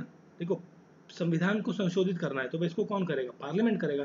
तो इस चीज़ के बारे में किस अमेंडमेंट के तहत जो है ये चीज़ क्लियर करी गई कि जो अमेंडमेंट का अधिकार है वो पार्लियामेंट के पास है। तो इसके लिए जो अमेंडमेंट हुआ था वो हुआ था आपका 24th अमेंडमेंट एक्ट जो 1971 में हुआ था। Option A is the correct answer. और जो कॉन्स्टिट्यूशनल अमेंडमेंट होता है बेसिकली, ठीक, ये अमेंडमेंट को प्रेसिडेंट के लिए ऑब्लिगेटरी होता है कि उसको एसेंट देना ही है। ठीक है, वो इस अमेंडमेंट को बेसिकली जो कॉन्स्टिट्यूशनल अमेंडमेंट होते हैं उसको विदहोल्ड नहीं कर सकते। ठीक है, बट यहाँ क्वेश्चन की हम बात करते हैं तो क्वेश्चन का करेक्ट आंसर ऑप्शन नंबर ए, 24th अमेंडमेंट एक्ट 1971। चलिए फिर देखिए नेक्स्ट क्वेश्चन है, किस आर्टिकल के तहत जो है राष्ट्रपति, भारत के जो राष्ट्रपति हैं वो सस्पेंड कर सकते हैं, suspension the enforcement of fundamental right. जो फंडामेंटल राइट है या मौलिक अधिकार जो हैं आपके, उनको सस्पेंड कर सकते हैं, ख़त्म नहीं करते हैं, उनको सस्पेंड करते हैं कि भाई किस आर्टिकल के तहत। मतलब जैसे बहुत सारे ग्राउंड्स हो सकते हैं उनको सस्पेंड करने के, बट दो चीज़ें सस्पेंड नहीं होती, दैट इज़ आर्टिकल 20 और आर्टिकल 21। ठीक है, ये दोनों आर्टिकल जो है सस्पेंड नहीं हो सकते, नहीं किए जा सकते, बट बाकी जितने भी आर्टिकल्स हैं आपके स्पेशली फंडामेंटल राइट्स से रिलेटेड वो सारे सस्पेंड किए जा सकते हैं। अब वो कौन सा आर्टिकल है, अब यहाँ पर हम बात करते हैं तो वो आर्टिकल है आपका 359। ठीक है, article number 359, option number B is correct answer. भारत के संविधान के अंदर जो आर्टिकल 359 है ये राष्ट्रपति को जब अधिकार देता है कि जब नेशनल इमरजेंसी की कंडीशन हो, राष्ट्रीय आपदा का मतलब नॉट आपदा इन द सेंस कि नेशनल इमरजेंसी हो, सिंपली आप ऐसे समझ लीजिए कि नेशनल इमरजेंसी जब लगी हो तो राष्ट्रपति डिक्लेयर कर सकता है कि जो आपका right to move to the court for the enforcement of fundamental rights है, जो आपका फंडामेंटल राइट्स आपका पार्ट 3 के अंदर दिया गया है। देखिए फंडामेंटल राइट्स कहाँ पर हैं, पार्ट 3 के अंदर दिए हुए संविधान के अंदर। तो जितने भी फंडामेंटल राइट्स हैं वो क्या होते हैं आपके, shall be suspended for the period, मतलब किसी पीरियड के, मतलब 6 महीने के लिए, साल भर के लिए, बेसिकली जनरली कब तक लगता है, 6 महीने के लिए लगता है, उसके बाद क्या एक्सटेंड होता रहता है। ठीक है, जो भी ऑर्डर में पीरियड मेंशन किया गया है उस पीरियड के लिए उसको सस्पेंड किया जा रहा है। ठीक, एक्सेप्ट द आर्टिकल 21 एंड 20, ठीक है, इन दोनों आर्टिकल को छोड़कर। ठीक, ये बात करी गई है आर्टिकल 359 में। इंपॉर्टेंट है, ध्यान रखिएगा, जब नेशनल मतलब नेशनल इमरजेंसी भाई कैसे हो सकता है भाई, वॉर हो छिड़ गई किसी के साथ में। ठीक है, जैसे आपका नेशनल इमरजेंसी कब कब लगी है हमारे देश में, 3 टाइप की इमरजेंसी होती है, देखिए फटाफट देख लेते हैं। एक तो होती है नेशनल इमरजेंसी, नेशनल इमरजेंसी ये आपकी 352 आर्टिकल के तहत लगती है। ठीक, दूसरी होती है आपकी स्टेट इमरजेंसी, जिसे आप प्रेसिडेंशियल रूल कहते हैं, दैट इज़ 356 के तहत, मतलब ये देखो। और फोर्थ होती है आपकी फाइनेंशियल इमरजेंसी, ठीक है, दैट इज़ 360। ठीक, अब देखिए ये जो 352 वाली है ये भारत में अभी तक 3 बार लग चुकी है। एक तो 1965 में जब हम चाइना के साथ लड़ाई कर रहे थे, युद्ध चल रहा था, उस टाइम पर लगी थी। उसके बाद 1971 में लगी है, जब बांग्लादेश का नया गठन हुआ, देश बनाया गया पाकिस्तान के साथ, एक तरीके से वॉर चल रही थी। और थर्ड टाइम लगी थी 1975 में, जब इंदिरा गांधी गवर्नमेंट ने यहाँ पर डिक्लेयर किया था इंडिया में नेशनल इमरजेंसी। तो 3 बार लग चुकी। स्टेट इमरजेंसी आपको अक्सर देखने को मिलती है, जहाँ पर गवर्नमेंट अच्छे से काम परफॉर्म नहीं कर रही है तो सेंटर जो है लगा देती है। ठीक है, तो यहाँ पर क्या है, इस वाले पर्टिकुलर स्टेट इमरजेंसी या प्रेसिडेंशियल रूल का कई बार मिस यूज़ भी आपको देखने को मिलता है। ये ज़्यादातर पंजाब में मैंने देखा है कि पंजाब स्टेट में कई बार लग चुकी है। फाइनेंशियल इमरजेंसी अभी तक भारत में कभी नहीं लगी, अभी तक तो नहीं लगी, फ्यूचर का पता नहीं है ना। तो ये 3 टाइप की इमरजेंसी होती है। अब इन कंडीशन में स्पेशली इस कंडीशन के अंदर, नेशनल इमरजेंसी के कंडीशन के अंदर फंडामेंटल राइट्स को सस्पेंड कर दिया जाता है राष्ट्रपति के द्वारा। किस आर्टिकल के तहत, आर्टिकल 359। ये ध्यान रखिएगा, ये लोगों को नहीं पता होता या फिर कई बार भूल जाते हैं। 359, ठीक है, 359 60 के ऊपर ही आ रहा है, फाइनेंशियल वाले से पहले। ठीक है, ध्यान रखिए 359 इज द करेक्ट आंसर। फिर देखिए नेक्स्ट क्वेश्चन है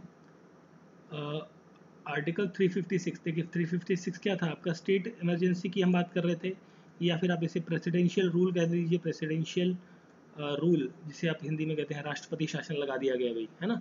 तो आर्टिकल 356 जो है भारतीय संविधान का, presidential rule was impose first time इन, देखिए भारत में पहली बार कहाँ इम्पोज किया गया, ठीक है, और कब इम्पोज किया गया उसके बारे में बात कर रहा है। तो ये इम्पोज किया गया था पैप्सू के अंदर। अब देखिए जो लोग नॉर्थ इंडिया से संबंधित थे कि यूपी वाले लोगों को भी पता होगा, जब कभी आप पंजाब गए होंगे ना, तो पंजाब की रोडवेज की जो बसेज होती है ना, वहाँ पर आपको देखने को मिलेगा पैप्सू लिखा होता है।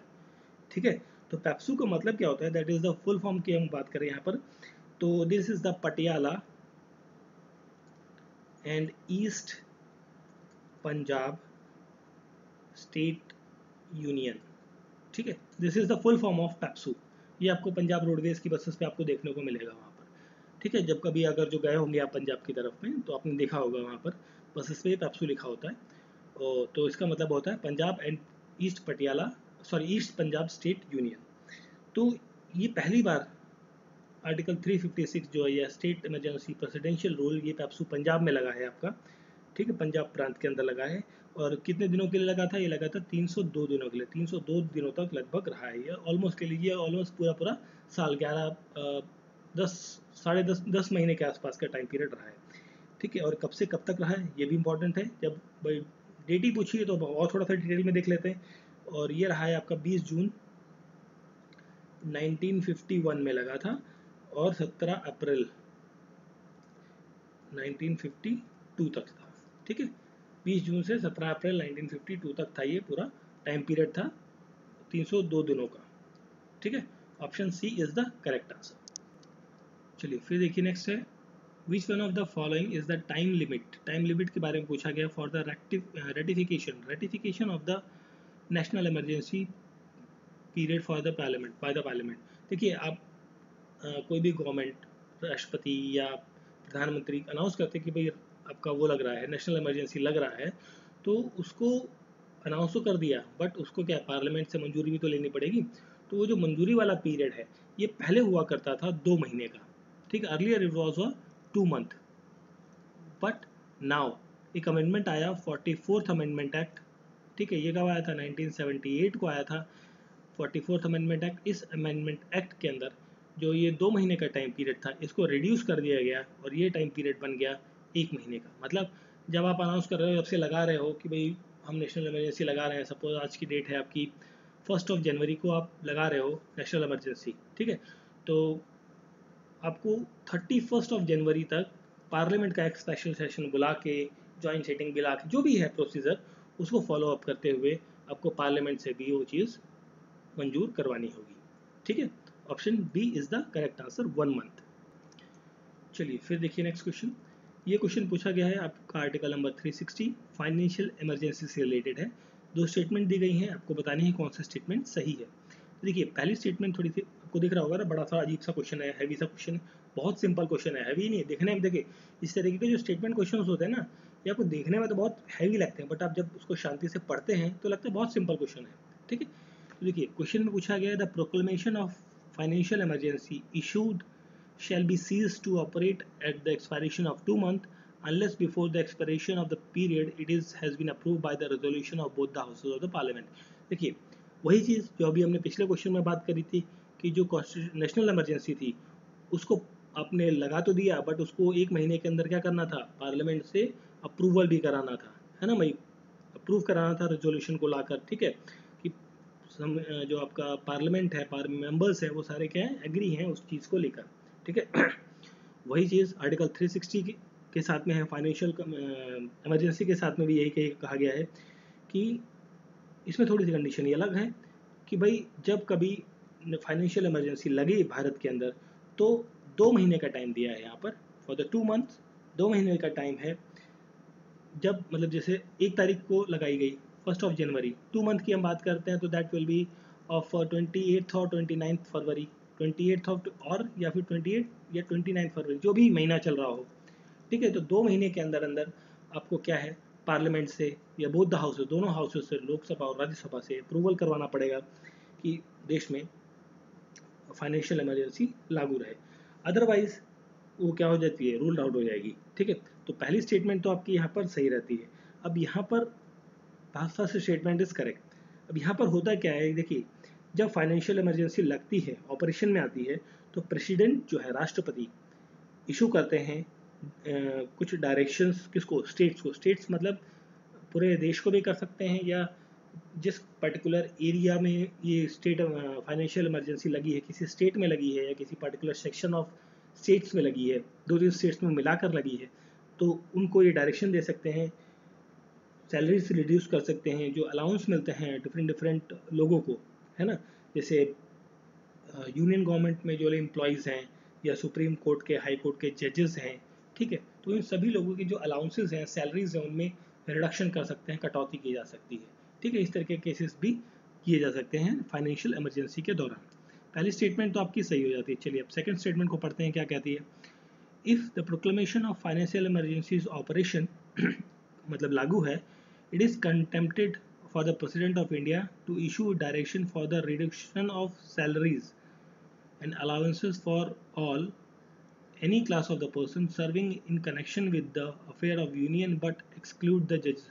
देखिए एक्सक्लूड नहीं होता यहाँ पर, किसी को नहीं छोड़ा जाता है। देखिए यहाँ तक तो स्टेटमेंट ठीक थी आपकी, ये जो पूरी कहानी चल रही है ना कि भाई सैलरीज और अलाउंसेस को कम कर दिया जाता है, खर्चे जो है कम कर दिए जाते हैं, ठीक है, तो वो सब तो होता है, बट यहाँ पर एक्सक्लूजन एक्सेप्शन किसी का नहीं होता।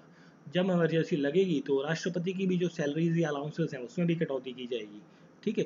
तो एक्सक्लूजन नहीं होता है यहाँ पर जजेस का, हाई कोर्ट और सुप्रीम कोर्ट के, यहाँ पर इंक्लूड रहते हैं। दैट इज यहाँ पर एक छोटी सी गड़बड़ कर दी है, एक्स की जगह इंक्लूड होता है ना, इंक्लूडिंग, तो ये स्टेटमेंट आपकी सही होती है। यहाँ पर एक्सक्लूड कर दिया है तो यहाँ पर ये स्टेटमेंट क्या हो जाती है आपकी, पूरी तरह से गलत हो जाती है, ठीक है। तो यहाँ पर जो करेक्ट आंसर रहेगा that is option A, only first statement, only 1 statement is correct. बड़ा सा क्वेश्चन लग रहा था, आपने जब शांति से पढ़ा इसे, बहुत सिंपल क्वेश्चन है। इस तरीके के सिंपल क्वेश्चन होते हैं, ज़्यादा टेढ़े क्वेश्चन नहीं होते, बट आपको शांति से पढ़ने की जरूरत होती है, ठीक है। नेक्स्ट क्वेश्चन, तो क्वेश्चन में पूछा है कि प्रेसिडेंट रूल, ठीक है, जो राष्ट्रपति शासन लगता है आर्टिकल 356 के तहत, ठीक है, हम बात कर रहे हैं आर्टिकल 356, जो प्रेसिडेंट रूल था सेकंड वाला, स्टेट रूल या प्रेसिडेंट रूल आप जो कहें या राष्ट्रपति शासन कहें, ठीक है।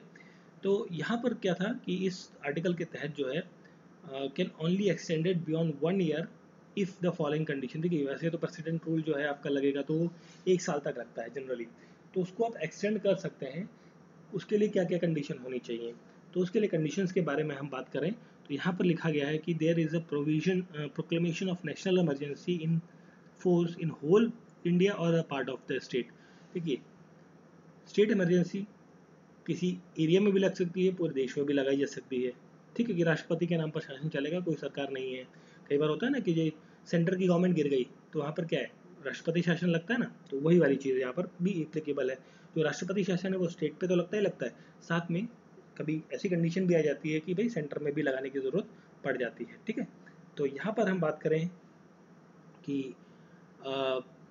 प्रोक्लेमेशन जो है ये पार्ट और इंडिया में लग सकता है, ठीक है। तो ये स्टेटमेंट तो आपकी सही है यहाँ पर, ठीक।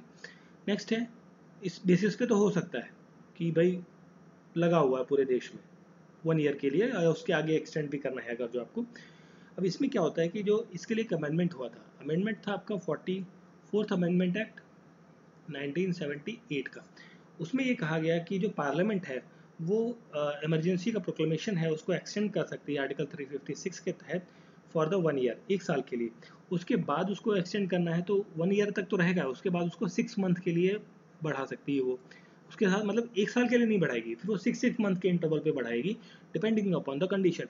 और वो कंडीशंस हैं आपकी दो कंडीशंस के बेसिस पे। पहली कंडीशन कौन सी है, पहली कंडीशन है कि भाई जो नेशनल इमरजेंसी की कंडीशन आपको देखने को मिल रही है पूरे देश के अंदर या उस पर्टिकुलर क्षेत्र के अंदर या पूरे पर्टिकुलर स्टेट के अंदर, जो स्टेटमेंट 1 में दिया गया है, ठीक। दूसरी कंडीशन है कि इलेक्शन कमीशन, जो इलेक्शन कमीशन ऑफ इंडिया है, ECI जिसे कहते हैं, election commission of India has certified that election, देखिए इलेक्शन जो है वो पर्टिकुलर स्टेट के या पूरे जो केंद्र के जो जनरल असेंबलीज के इलेक्शंस हैं, ठीक है, या स्टेट लेजिस्लेटिव असेंबली के जो इलेक्शंस है जनरल इलेक्शंस, उनको वो नहीं करवा पा रहा है। मतलब 1 साल बीत गया, 1 साल बीतने के बाद या 1 साल के ड्यूरेशन में भी जनरल इलेक्शन नहीं हो पाए, डिफ़िकल्टीज फेस करनी पड़ रही हैं इलेक्शन कमीशन को कि वो इलेक्शन नहीं करवा पा रहा है, तब उस कंडीशन में जो आपका प्रेसिडेंशियल रूल है वो नेक्स्ट 6 मंथ के लिए एक्सटेंड कर दिया जाता है, ठीक है। तो यहाँ पर रहती है दूसरी कंडीशन इलेक्शन कमीशन की डिफ़िकल्टीज़ के बारे में। यहाँ लिखा गया है there is a serious law and order problem verified by the governor of the state. देखिए लॉ एंड ऑर्डर का कोई केस नहीं है, यहाँ पर इलेक्शन कमीशन की बात करी गई है, सेकंड पॉइंट जो है। तो सेकंड स्टेटमेंट आपकी गलत, फर्स्ट सही सेकंड गलत, तो correct answer option number A, only 1 statement is correct, ठीक है।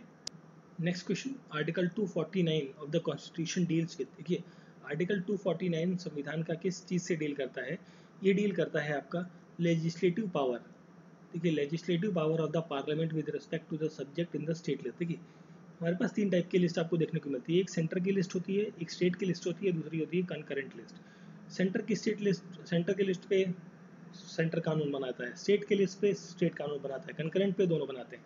बट यहाँ पर पार्लियामेंट के पास एक स्पेशल पावर है कि वो चाहे तो स्टेट की जो लिस्ट है, स्टेट लिस्ट में से किसी टॉपिक पर उसे लगता है, ठीक है। मतलब बेसिकली अगर जो ये कहें कि जो राज्यसभा है, राज्यसभा एक रेजोल्यूशन पास करे या डिक्लेयर करे, राज्यसभा या काउंसिल ऑफ स्टेट जिसे आप कहते हैं, वो एक रेजोल्यूशन पास करती है जिसमें उसे लगता है कि राष्ट्र हित में एक कानून पास करना चाहिए पार्लियामेंट को स्टेट लिस्ट के ऊपर। मतलब फॉर एन एग्जांपल अगर जो मैं आपको समझाऊं, जो एग्रीकल्चर है, ठीक है, एग्रीकल्चर के ऊपर जो अभी एक विवाद चल रहा था ना, कृषि कानून आए थे 3, ठीक है, तो उस पर एक काफ़ी डिस्प्यूट चला काफ़ी टाइम तक, अब वो वापस ले लिए गए हैं। तो जो एग्रीकल्चर लॉ थे तो उसमें ये था कि भाई वो स्टेट सब्जेक्ट है, उस पर गवर्नमेंट ऑफ इंडिया ने रूल बनाया, मतलब लॉ बनाया। उनको लगा कि भाई राष्ट्रहित के लिए जो कानून बनाना है वो हमें बनाना चाहिए। मतलब देखिए एक दो स्टेट ने अपना बना लिया तो ठीक है, बट हमें पूरे देश में वो चीज़ लागू करनी है, वो अच्छी है राष्ट्रहित में, तो सरकार को या पार्लियामेंट को लगता है तो वो रेजोल्यूशन ला के इसको पास करवा सकती है। ये उसकी स्पेशल पावर है पार्लियामेंट की, जो लेजिस्लेटिव असेंबलीज हैं उनकी पावर वो अपने पास लेकर उन पर रूल बना सकती है। ठीक है, तो इसके लिए आर्टिकल जो है वो 249 इसके लिए डील करता है। ठीक है, और इसके लिए जो वोटिंग वगैरह लगती है that will be the 2/3, special majority नहीं but 2/3 of the members present and voting वाला जो कॉन्सेप्ट है वो यहाँ पर देखने को मिलता है। ठीक है, option D is the correct answer. फिर देखिए next question, Indian constitution present तीन लिस्ट आपको देखने को मिलती हैं संविधान के अंदर for the distribution of power between centre and state, which of the two articles regulate this distribution. देखिए कौन सी लिस्ट जो हमने बात करी ना, सेंटर की लिस्ट है, एक स्टेट की लिस्ट है, एक कंकरेंट लिस्ट है, तो इन तीनों लिस्टों को डिस्ट्रीब्यूशन के बारे में बेसिकली कौन सा टॉपिक किसके पास जाएगा, कौन सा सब्जेक्ट किस लिस्ट में डाला जाएगा, ये सब चीज़ें बात करता है। इसके लिए दो आर्टिकल्स इस चीज़ से डील करते हैं, वो आर्टिकल्स के बारे में आपको बताना है। तो वो आर्टिकल्स हैं article number 245 and article 246। Option D is the correct answer. Article 245 and article 246 are dealing with this. ठीक है, अब आर्टिकल 245 जो है ये पार्लियामेंट को कहता है, मतलब अधिकार देता है कि वो लॉ बना सकता है पूरे देश के लिए या फिर किसी पार्ट ऑफ द कंट्री के लिए। मतलब पूरे देश के लिए वो लॉ अप्लीकेबल होगा या किसी पर्टिकुलर स्टेट के लिए या किसी रीजन के लिए वो लॉ बना सकता है किसी भी लिस्ट से, कंकरेंट लिस्ट से या इसमें से कोई भी व्यक्ति। ठीक है, नॉट व्यक्ति इन द सेंस गवर्नमेंट। 246 कहता है कि सब्जेक्ट्स का डिवीजन कहता है, मतलब देखिए 245 क्या कहता है कि लॉ बनाने की बात करता है किसी भी पार्ट के लिए।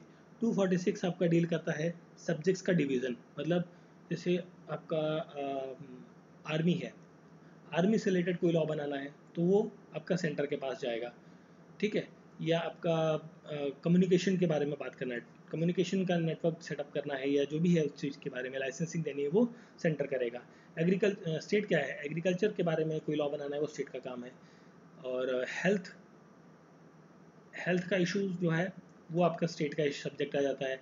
एजुकेशन आपका सेंटर का भी है, कंकरेंट में आ जाता है, इसमें सेंटर भी कानून बनाएगा और आपका स्टेट भी बनाएगा। तो इस तरीके से जो डिवीज़न ऑफ सब्जेक्ट्स है वो आपका बात करता है आर्टिकल नंबर 246, और इन पर कानून बनाने के लिए जो पार्लियामेंट को अधिकार देता है वो है आर्टिकल 245। ठीक है, तो यहाँ पर जो दो आर्टिकल्स के बारे में बात करी गई है, दो आर्टिकल जो रेगुलेट करते हैं डिस्ट्रीब्यूशन ऑफ दिस पावर्स को, वो है 245 and 246। Option D is correct answer. फिर देखिए नेक्स्ट क्वेश्चन है हमारा, विच of the following has often remained a controversial body between the centre state relation. देखिए सेंटर स्टेट रिलेशन के लिए जो कंट्रोवर्शियल बॉडीज़ हैं उनके बारे में आपसे पूछा गया है यहाँ पर। तो यहाँ पे देखिए जो फाइनेंस कमीशन है, फाइनेंस कमीशन के लिए जो आर्टिकल है तो 280 है आपका, ये तो आपको पता ही है। ठीक, तो फाइनेंस कमीशन एक कॉन्स्टिट्यूशनल बॉडी है, this is a constitutional body. ठीक है, जो कि डिस्ट्रीब्यूशन ऑफ मनी, बेसिकली जो पैसा है, पैसा का डिस्ट्रीब्यूशन सेंटर और स्टेट इन दोनों के बीच में डिस्ट्रीब्यूशन के बारे में बात करता है। और वो पैसा कहाँ से आएगा, that is come from the consolidated fund of the India. ठीक है, तो वहाँ के जो पैसा है बेसिकली उसको डिस्ट्रीब्यूट करने के बारे में यहाँ पर बात करी जाती है। इंटर स्टेट रिलेशंस के बारे में बात करी जाती है यहाँ पर, या स्टेट सेंटर स्टेट के फिजिकल चीज़ों के बारे में यहाँ बात होती है। ठीक है, नहीं सॉरी, इंटर स्टेट्स के बारे में यहाँ पर बात की जाती है। ठीक है, फाइनेंस कमीशन। अब यहाँ पर जो यूनियन पब्लिक सर्विस कमीशन है या ऑल इंडिया सर्विसेज है, ये बेसिकली अक्यूज रहते हैं for the violating principle of federalism by restricting the autonomy या पैट्रोनिज्म ऑफ द स्टेट, या स्पेशल राइट कॉन्फ्रेंस। ठीक है, इन सब चीज़ों के बारे में यहाँ पर बात करी जाती है, जो कि लिखा गया है article, that is article in 311 article में ऑल इंडिया सर्विसेज के बारे में। देखिए यूपीएससी के बारे में बात नहीं, बट हाँ ये यूपीएससी के बारे में भी आप कह सकते हैं क्योंकि ये कॉन्स्टिट्यूशनल बॉडी आती है आपकी, तो इसके बारे में आर्टिकल 311 में लिखा गया है। प्लानिंग कमीशन की हम बात करें अगर जो, तो प्लानिंग कमीशन जो है ये आपका एक सेंटर स्टेट फिजिकल रिलेशनशिप, देखिए केंद्र और राज्य इन दोनों के आपस में तालमेल बनाने के लिए प्लानिंग कमीशन का गठन किया गया था। ठीक है, ताकि 5 ईयर प्लान इसके तहत काफ़ी लॉन्च किए गए। This is a non constitutional body, non constitutional body है ये आपकी। दिस ऑल ये दोनों आपकी क्या है, कॉन्स्टिट्यूशनल बॉडीज़ हैं। ये नॉन कॉन्स्टिट्यूशनल बॉडी है, और बाद में इसे 2015 के अंदर क्या कर दिया गया था, नीति आयोग बना दिया गया था, नीति आयोग। ठीक है, आयोग का गठन कर दिया गया था प्लानिंग कमीशन को डिमोलिश करके। ठीक है, और यहाँ पर जो जोनल काउंसिल होती है, जोनल काउंसिल का जो एम होता है, ये एम होता है कि प्रमोट करना है कोऑपरेशन या coordination between the state, union territory और सेंटर। देखिए 3 तरीके की चीज़ें हमारे देश में देखने को मिलती हैं, एक सेंटर होता है, स्टेट होता है, और दूसरा होता है यूटी, यूनियन टेरिटरीज। तो इन सभी के बीच में आपस में वो होता है ना, तालमेल बना रहा है कि हमारी चीज़ों को शेयरिंग करना है, मतलब इंफॉर्मेशन शेयर करनी है, चीज़ों को शेयर करना है, तो वो सब चीज़ें तालमेल बनाने के लिए जोनल काउंसिल का गठन किया गया है। ठीक है, अब जिसके अंदर इकोनॉमिक मैटर्स या सोशल प्लानिंग्स या linguistic minorities, border disputes, inter state transport, बहुत सारी चीज़ें आपकी आती हैं जोनल काउंसिल के अंदर। अब यहाँ पूछा है कि कंट्रोवर्शियल बॉडीज़ कौन कौन सी रही। तो देखिए यहाँ पर जो कंट्रोवर्शियल बॉडीज़ हैं, ठीक है, वो हैं आपकी यूनियन पब्लिक सर्विस कमीशन और प्लानिंग कमीशन। ठीक है, ऑप्शन 2 और 3, देखिए 2 और 3, that is option C is correct answer. Option C is correct answer. 2 और 3 जो are the controversial bodies between the centre state relationship. ठीक है, चलिए फिर देखिए next question, which one of the following has the power to initiate the motion of impeachment of the president.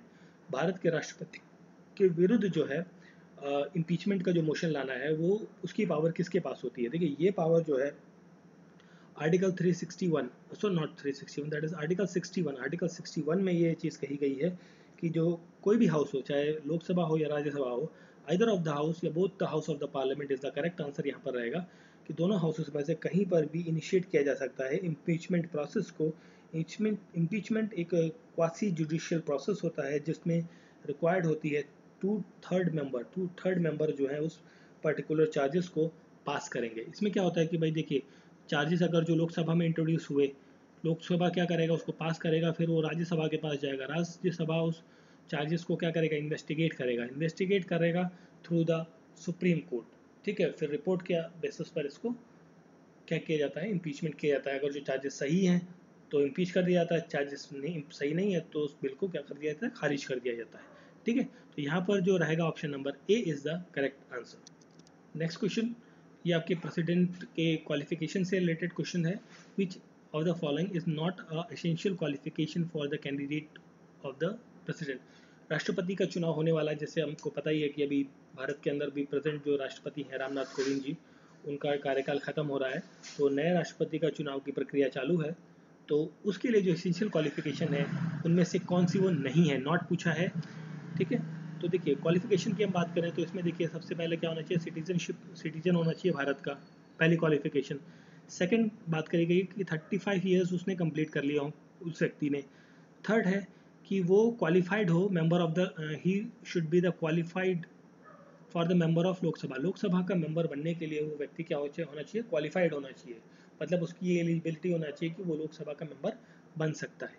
ठीक है, next चौथी है, उसमें ये कहा गया कि he should not be on the profit of office. Profit of office में नहीं होना चाहिए, प्रॉफिट ऑफ ऑफिस। ठीक है, मतलब कोई भी वो पद नहीं संभाले हुए चाहिए, मतलब ना ही वो लोकसभा या राज्यसभा का मेंबर होना चाहिए। इफ इन केस वो मेंबर है तो राष्ट्रपति बनने के बाद क्या है, उसको वो अपनी सीट जो है वो वैकेंट करनी पड़ेगी। ठीक है, तो ये बेसिकली 4 एलिजिबिलिटी क्राइटेरियाज आपके कॉन्स्टिट्यूशन के दिए गए हैं, कॉन्स्टिट्यूशन के अंदर दिए गए हैं राष्ट्रपति के चुनाव के लिए। Completion of 35 year age, house of the people that is the Lok Sabha के बारे में बात करी गई है, सिटीजन ऑफ इंडिया होना चाहिए। एजुकेशन के बारे में यहाँ पर कोई भी ऐसी क्वालिफिकेशन नहीं बात करी गई है। ठीक है, तो यहाँ पर जो नॉट पूछा है तो option 2 is the correct answer. Option 2 जो है रहेगा वो क्या रहेगा, करेक्ट आंसर रहेगा। एजुकेशन के बारे में यहाँ पर कोई बात नहीं कही गई है। और बात करें अगर जो हम कि भाई ऐसा तो नहीं ना कोई भी जाके आप इलेक्शन लड़ सकता है, नहीं, यहाँ पर क्या है, लोकसभा के द्वारा, ठीक है, मतलब लोकसभा से कितने लोग, लोकसभा से 50 लोगों का सिग्नेचर चाहिए, मतलब 50 लोग साइन करके दें कि भाई हम इस फलाना व्यक्ति को क्या है राष्ट्रपति बनाना चाहते हैं, तो इसको इलेक्शन में खड़ा कर दिया जाए। तो इस तरीके से रिकमेंडेशन चाहिए 50 लोगों का, ठीक है, फ्रॉम द लोकसभा। तो ये भी इंपॉर्टेंट चीज़ है कि ऐसे नहीं कि कोई भी जाके खड़ा हो जाए, जो एमपीज़ हैं उनका भी रिकमेंडेशन चाहिए होता है कि भाई राष्ट्रपति इसको बनाना है इस व्यक्ति को, तो 50 लोग इसको रिकमेंड करें। ठीक है, और यहाँ पर जो वोट होता है, इलेक्शन होता है प्रेसिडेंट का, वो होता है सिंगल ट्रांसफरेबल वोटिंग सिस्टम यहाँ पर देखने को मिलती है। ठीक है, नेक्स्ट क्वेश्चन में पूछा गया है कि which of the following is incorrect about the power of the president of India. जो भारत के राष्ट्रपति हैं उनकी पावर्स के बारे में गलत है। ये चीज़ पूछी गई यहाँ पे, कौन सी वो चीज़ का है जो गलत है। देखिए प्रेसिडेंट जो है वो एक्सेप्ट द एडवाइस, देखिए president should accept the advice of supreme court. देखिए सुप्रीम कोर्ट एडवाइस कर सकता है किसी भी मैटर पर, but that is not binding. मतलब वो मानना ना मानना वो प्रेसिडेंट के ऊपर है, वो बाइंडिंग नहीं है कि भाई प्रेसिडेंट को मानना ही पड़ेगा कि जो एडवाइस सुप्रीम कोर्ट ने दी है वो सही है, उसे हम मानेंगे ही, ऐसा नहीं है। उनके ऊपर डिपेंड करता है, मानना चाहे माने, ना मानना चाहे ना माने। ठीक है, तो नॉट इनकरेक्ट पूछा था तो ऑप्शन ए जो है यहाँ पर हो जाएगा करेक्ट आंसर। इमरजेंसी पावर रहती है उनके पास, power of extension of presidential rule in the state वो भी उन्हीं के पास रहता है, प्रेसिडेंट कैन एक्सेप्ट और reject the advice of the supreme court, ये स्टेटमेंट सही है, बट यहाँ पर शुड एक्सेप्ट नहीं होना चाहिए। ठीक है, तो option A is the correct answer रहेगा। ठीक है, अब भारत के, ये तो हो गई बात कहानी इसकी। अब साथ में एक इम्पॉर्टेंट चीज़ आती है यहाँ पर, आर्टिकल जो है दैट इज आर्टिकल 143। आर्टिकल 143 जो है संविधान का, प्रेसिडेंट को ये कहता है कि अधिकार देता है कि वो किसी भी मुद्दे पर या किसी भी विषय पर सुप्रीम कोर्ट की क्या चाहिए उसको, अगर जो ओपिनियन चाहिए, उसकी राय चाहिए, तो वो ले सकता है। ठीक है, एडवाइजेबल है सुप्रीम कोर्ट की राय या उसका ओपिनियन, वो बाइंडिंग नहीं रहता प्रेसिडेंट के ऊपर। ठीक है, आर्टिकल 43 जो है 143 जो है वो इस चीज़ से रिलेट करता है। फिर देखिए नेक्स्ट क्वेश्चन है वाइस प्रेसिडेंट के ऊपर। वाइस प्रेसिडेंट ऑफ इंडिया से रिलेटेड कुछ स्टेटमेंट दी गई हैं, आपको बताना है कौन सी स्टेटमेंट सही है गलत है। नेक्स्ट पहला क्वेश्चन है, तो देखिए पहले क्वेश्चन में दिया हुआ है कि वाइस प्रेसिडेंट जो है second highest dignity of India है, बिल्कुल सेकंड हाईएस्ट है। देखिए पहली स्टेटमेंट एज पर सही है। देखिए ऑर्डर ऑफ प्रेसिडेंशियल की हम बात करें तो सबसे पहले कौन आते हैं, प्रेसिडेंट, ठीक, उसके बाद आते हैं वाइस प्रेसिडेंट, ठीक है, देन आते हैं प्राइम मिनिस्टर। देखिए सबसे पहले प्रेसिडेंट, सेकंड वाइस प्रेसिडेंट, तो सेकंड हाईएस्ट डिग्निटी है भारत के अंदर इनकी, वाइस प्रेसिडेंट की। ये स्टेटमेंट आपकी बिल्कुल सही है। अब इसके बाद हम बात करते हैं has no formal function attach to the office. इनके ऑफिस के साथ कोई फॉर्मल फंक्शन नहीं है। ठीक है, ये बेसिकली एक कंटिन्यू पॉलिटिकल कंटिन्यूटीज को भारतीय राज्यों के अंदर मेंटेन करने की बात कही गई है यहाँ पर। ठीक है, और ये basically as a ex official chairman work करते हैं in the Rajya Sabha, but he is not the member. अब देखिए इंपॉर्टेंट चीज़ है यहाँ पर, इंटरेस्टिंग चीज़ मेरे को ध्यान आई। देखिए हमारी जो राज्यसभा है, राज्यसभा के अंदर मेंबर कितने हैं, 245। लोकसभा के अंदर मेंबर्स कितने हैं, 543। दो एंग्लो थे, एंग्लो इंडियंस थे, उनको उनके सीट सब हटा दी गई हैं 2019 के अंतर्गत, तो वो हम नहीं काउंट करेंगे, वैसे 245 थे। करेंट टाइम पर 243 मेंबर्स हैं। अब देखिए यहाँ पर लोकसभा का जो अध्यक्ष होगा ना, वो कौन होता है, ये 243 लोगों में से ही एक होता है। मतलब 242 प्लस 1, ये कॉम्बिनेशन यहाँ देखने को मिलता है। ये 1 कौन है, ये 1 वो व्यक्ति है आपका लोकसभा स्पीकर। बट राज्यसभा के केस में 245 तो ये रहते ही हैं, प्लस प्लस 1 होता है यहाँ पर, दैट इज टोटल 246 लोग एक्स्ट्रा, यहाँ पर एक एक्स्ट्रा बंदा हो जाता है। और वो एक्स्ट्रा बंदा कौन है, ये है आपके वाइस प्रेसिडेंट। वो कौन है, एक्स ऑफिशियल चेयरमैन है राज्यसभा के। ठीक है, तो नो फॉर्मल फंक्शन अटैच्ड है, इनके साथ कोई फॉर्मल फंक्शन नहीं है। देखिए इनका कोई विशेष काम नहीं है, इनका बस एज अ सब्सिडरी काम है, मतलब जब राष्ट्रपति ना हो तो उनकी एब्सेंस में राष्ट्रपति का काम संभालना। ठीक है, तो ये इनका मोटा मोटा काम है। तो कोई फॉर्मल फंक्शन नहीं है, कोई स्पेसिफिक फंक्शन नहीं है यहाँ पर। ऑप्शन 2 भी कहीं करेक्ट है। Discharge of function of the president duty during his absence, बिल्कुल, जब प्रेसिडेंट नहीं होते तो उनके फंक्शंस को काम करना, मतलब उनके जिम्मेदारी को निभाना इनका काम होता है। ठीक है, act as a president if the president resign और रिमूव और डाइड। ठीक है, प्रेसिडेंट की जब राष्ट्रपति की जब मृत्यु हो जाए या उन्होंने रिजाइन कर दिया या रिमूव हो जाए, ठीक है, तो उस कंडीशन में as a president, ad hoc president या एक्टिंग प्रेसिडेंट की तरह वो काम कर सकते हैं। ठीक है, या करते हैं बेसिकली। ठीक, तो चारों स्टेटमेंट्स आपकी यहाँ पे वाइस प्रेसिडेंट से संबंधित करेक्ट हैं। तो क्वेश्चन का करेक्ट आंसर होगा all of these, option D is the correct answer. ठीक है, अब यहाँ पर एक और इम्पॉर्टेंट चीज़ है, थोड़ी सी कंफ्यूजन रहती है हमेशा, इस चीज़ को बहुत ध्यान से सुन लीजिए। अब देखिए प्रेसिडेंट है, प्रेसिडेंट का चुनाव हुआ, उनको शपथ कौन दिलाता है, प्रेसिडेंट का जो इलेक्शन हुआ, प्रेसिडेंट का चुनाव होने के बाद उनको जो शपथ दिलाते हैं वो कौन दिलाते हैं, चीफ जस्टिस ऑफ इंडिया। ये कौन दिला रहे हैं, ओथ, ओथ दिलाते हैं। ठीक है, ओथ दिलाते हैं chief justice of India. President को अगर जो रिजाइन करना है, अपना रेजिग्नेशन देना है, रिजाइन करना है, ठीक है, रिजाइन करना है, तो किसको करते हैं, ये देते हैं रेजिग्नेशन अपना वाइस प्रेसिडेंट को। जो उपराष्ट्रपति हैं उनको देते हैं। ये चीज़ आपको समझ में आ गई। ओथ दिलाते हैं ये और रिजाइन करते हैं ये। बट अब हम यहाँ पर बात करें थोड़ी सी और, जब कंडीशन आती है यहाँ पर वाइस प्रेसिडेंट की, वाइस प्रेसिडेंट को ओथ कौन दिलाता है? ओथ दिलाते हैं प्रेसिडेंट, ओथ, ठीक है। और वाइस प्रेसिडेंट को जब रिजाइन करना हो तब वो रेजिग्नेशन किसको देते हैं? प्रेसिडेंट को। मतलब वाइस प्रेसिडेंट का सारा काम कौन कर रहा है? ओथ दिलाने का और रेजिग्नेशन वाला प्रेसिडेंट। बट प्रेसिडेंट के केस में थोड़ी सी चेंजेस होती हैं। देखो, प्रेसिडेंट और वाइस प्रेसिडेंट एक दूसरे को क्या कर देते हैं भाई, प्रेसिडेंट को रेजिग्नेशन देना है तो वाइस प्रेसिडेंट को दे देंगे, वाइस प्रेसिडेंट को देना है तो वो प्रेसिडेंट को दे देंगे, एक दूसरे को दे देते हैं आके, है ना। बट प्रेसिडेंट के केस में ओथ वाली कंडीशन जो है वो सीजीआई के साथ जाती है। ये चीज़ आपको ध्यान रखनी इंपॉर्टेंट है, यहाँ पर कंफ्यूजन हो जाता है कई बार, ठीक है। फिर देखिए नेक्स्ट क्वेश्चन है, इसमें पूछा गया कि which of the following statement is not true, ठीक है। नॉट ट्रू पूछा गया है यहाँ पे, ठीक है, नॉट ट्रू।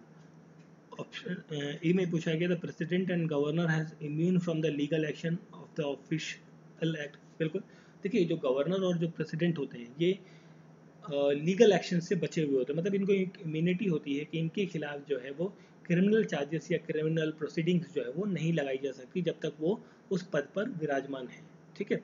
हाँ, सिविल प्रोसीडिंग्स हो सकती हैं कि भाई, बट उसमें भी क्या होता है ना कि प्रायर नोटिस होता है 2 महीने का उनको दिया जाता है, कि ऐसा नहीं कि भाई आज आपने केस किया और कल भाई राष्ट्रपति महोदय जो है कोर्ट में हाजिर हो, ऐसा नहीं होता। यहाँ के लिए उनको प्रायर 2 महीने का नोटिस देना पड़ता है। बट यहाँ पर जो आपकी क्रिमिनल केसेस है वो यहाँ पर नहीं लग सकते। बट क्रिमिनल केसेस करेगा ही क्यों भाई प्रेसिडेंट व्यक्ति, है ना। तो यहाँ पर ये स्टेटमेंट तो आपकी सही है। Second statement, no court can compel a governor और टू परफॉर्म एनी ड्यूटी। देखिए कोई भी कोर्ट जो है वो गवर्नर को, किसी भी राज्य के गवर्नर को ये नहीं कह सकता कि भाई आप अपनी ड्यूटी अच्छे से करो।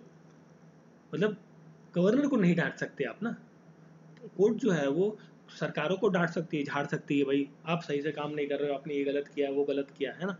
बट गवर्नर को या प्रेसिडेंट को नहीं कर सकती ऐसा, है ना।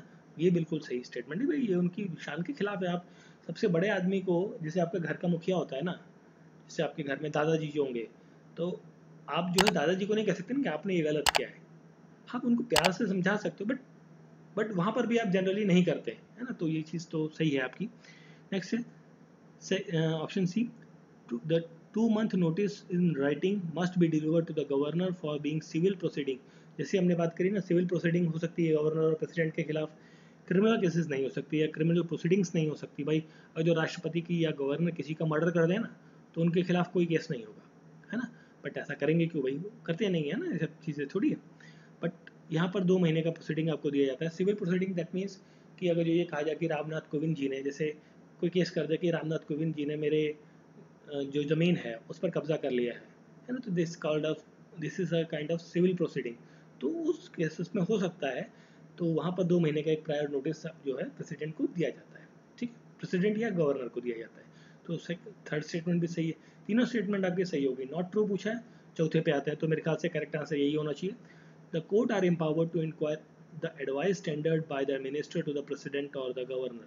अब देखिए कोर्ट जो है, कोर्ट को यह अधिकार है, यहाँ पर दिखाया गया कोर्ट को यह अधिकार है कि जो एडवाइस किसी मंत्री ने, चाहे वो सीएम हो या कोई मिनिस्टर हो, काउंसिल ऑफ मिनिस्टर का कोई भी मेंबर हो, उसने एडवाइस दी प्रेसिडेंट को या गवर्नर को, तो वो कोर्ट में इंक्वायर कर सकता है, उसके बारे में कोर्ट पूछ सकता है भाई उसने क्या दिया, भाई क्या बात कही उसने।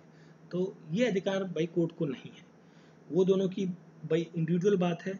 वो एक क्या होता है ना, कॉन्फिडेंशियल रिलेशनशिप के बारे में बात करता है यहाँ पर, प्रेसिडेंट और मिनिस्टर के बारे में या गवर्नर के बारे में, ठीक है। तो वहाँ पर ये कोर्ट का कोई ऐसा कोई अधिकार नहीं है।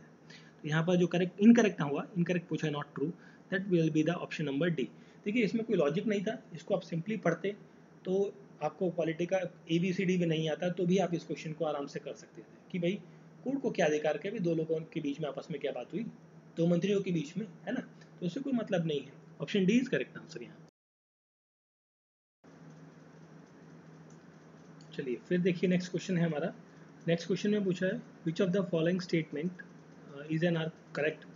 काउंसिल ऑफ मिनिस्टर, ओके, थोड़ा सा यहाँ पे थोड़ा मिस टाइपिंग हो गया है, कोई बात नहीं। देखिए ये जो वर्ड है ना, ये वाला इतनी वाली लाइन जो है, इस लाइन को कह लीजिए या ऐसे हटा दीजिए यहाँ पे, ठीक है।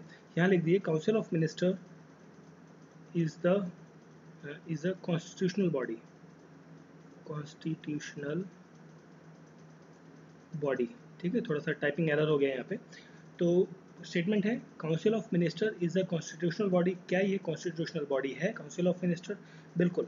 देखिए काउंसिल ऑफ मिनिस्टर जो है आपकी कॉन्स्टिट्यूशनल बॉडी है। इसके बारे में हमें पता लगता है आर्टिकल 75 एंड 74 और 75 आर्टिकल्स के अंदर हमें इसके बारे में बताया गया है, जिसके थ्रू हमें इसकी साइज़ और कंपोजिशंस के बारे में थोड़ा थोड़ा पता है, बट एग्जैक्टली नहीं पता है, ठीक है। एग्जैक्टली बात नहीं करी गई है कि कितना होना चाहिए कितना नहीं होना चाहिए, ठीक है। और नेक्स्ट है कि द वर्ड कैबिनेट फाइंड्स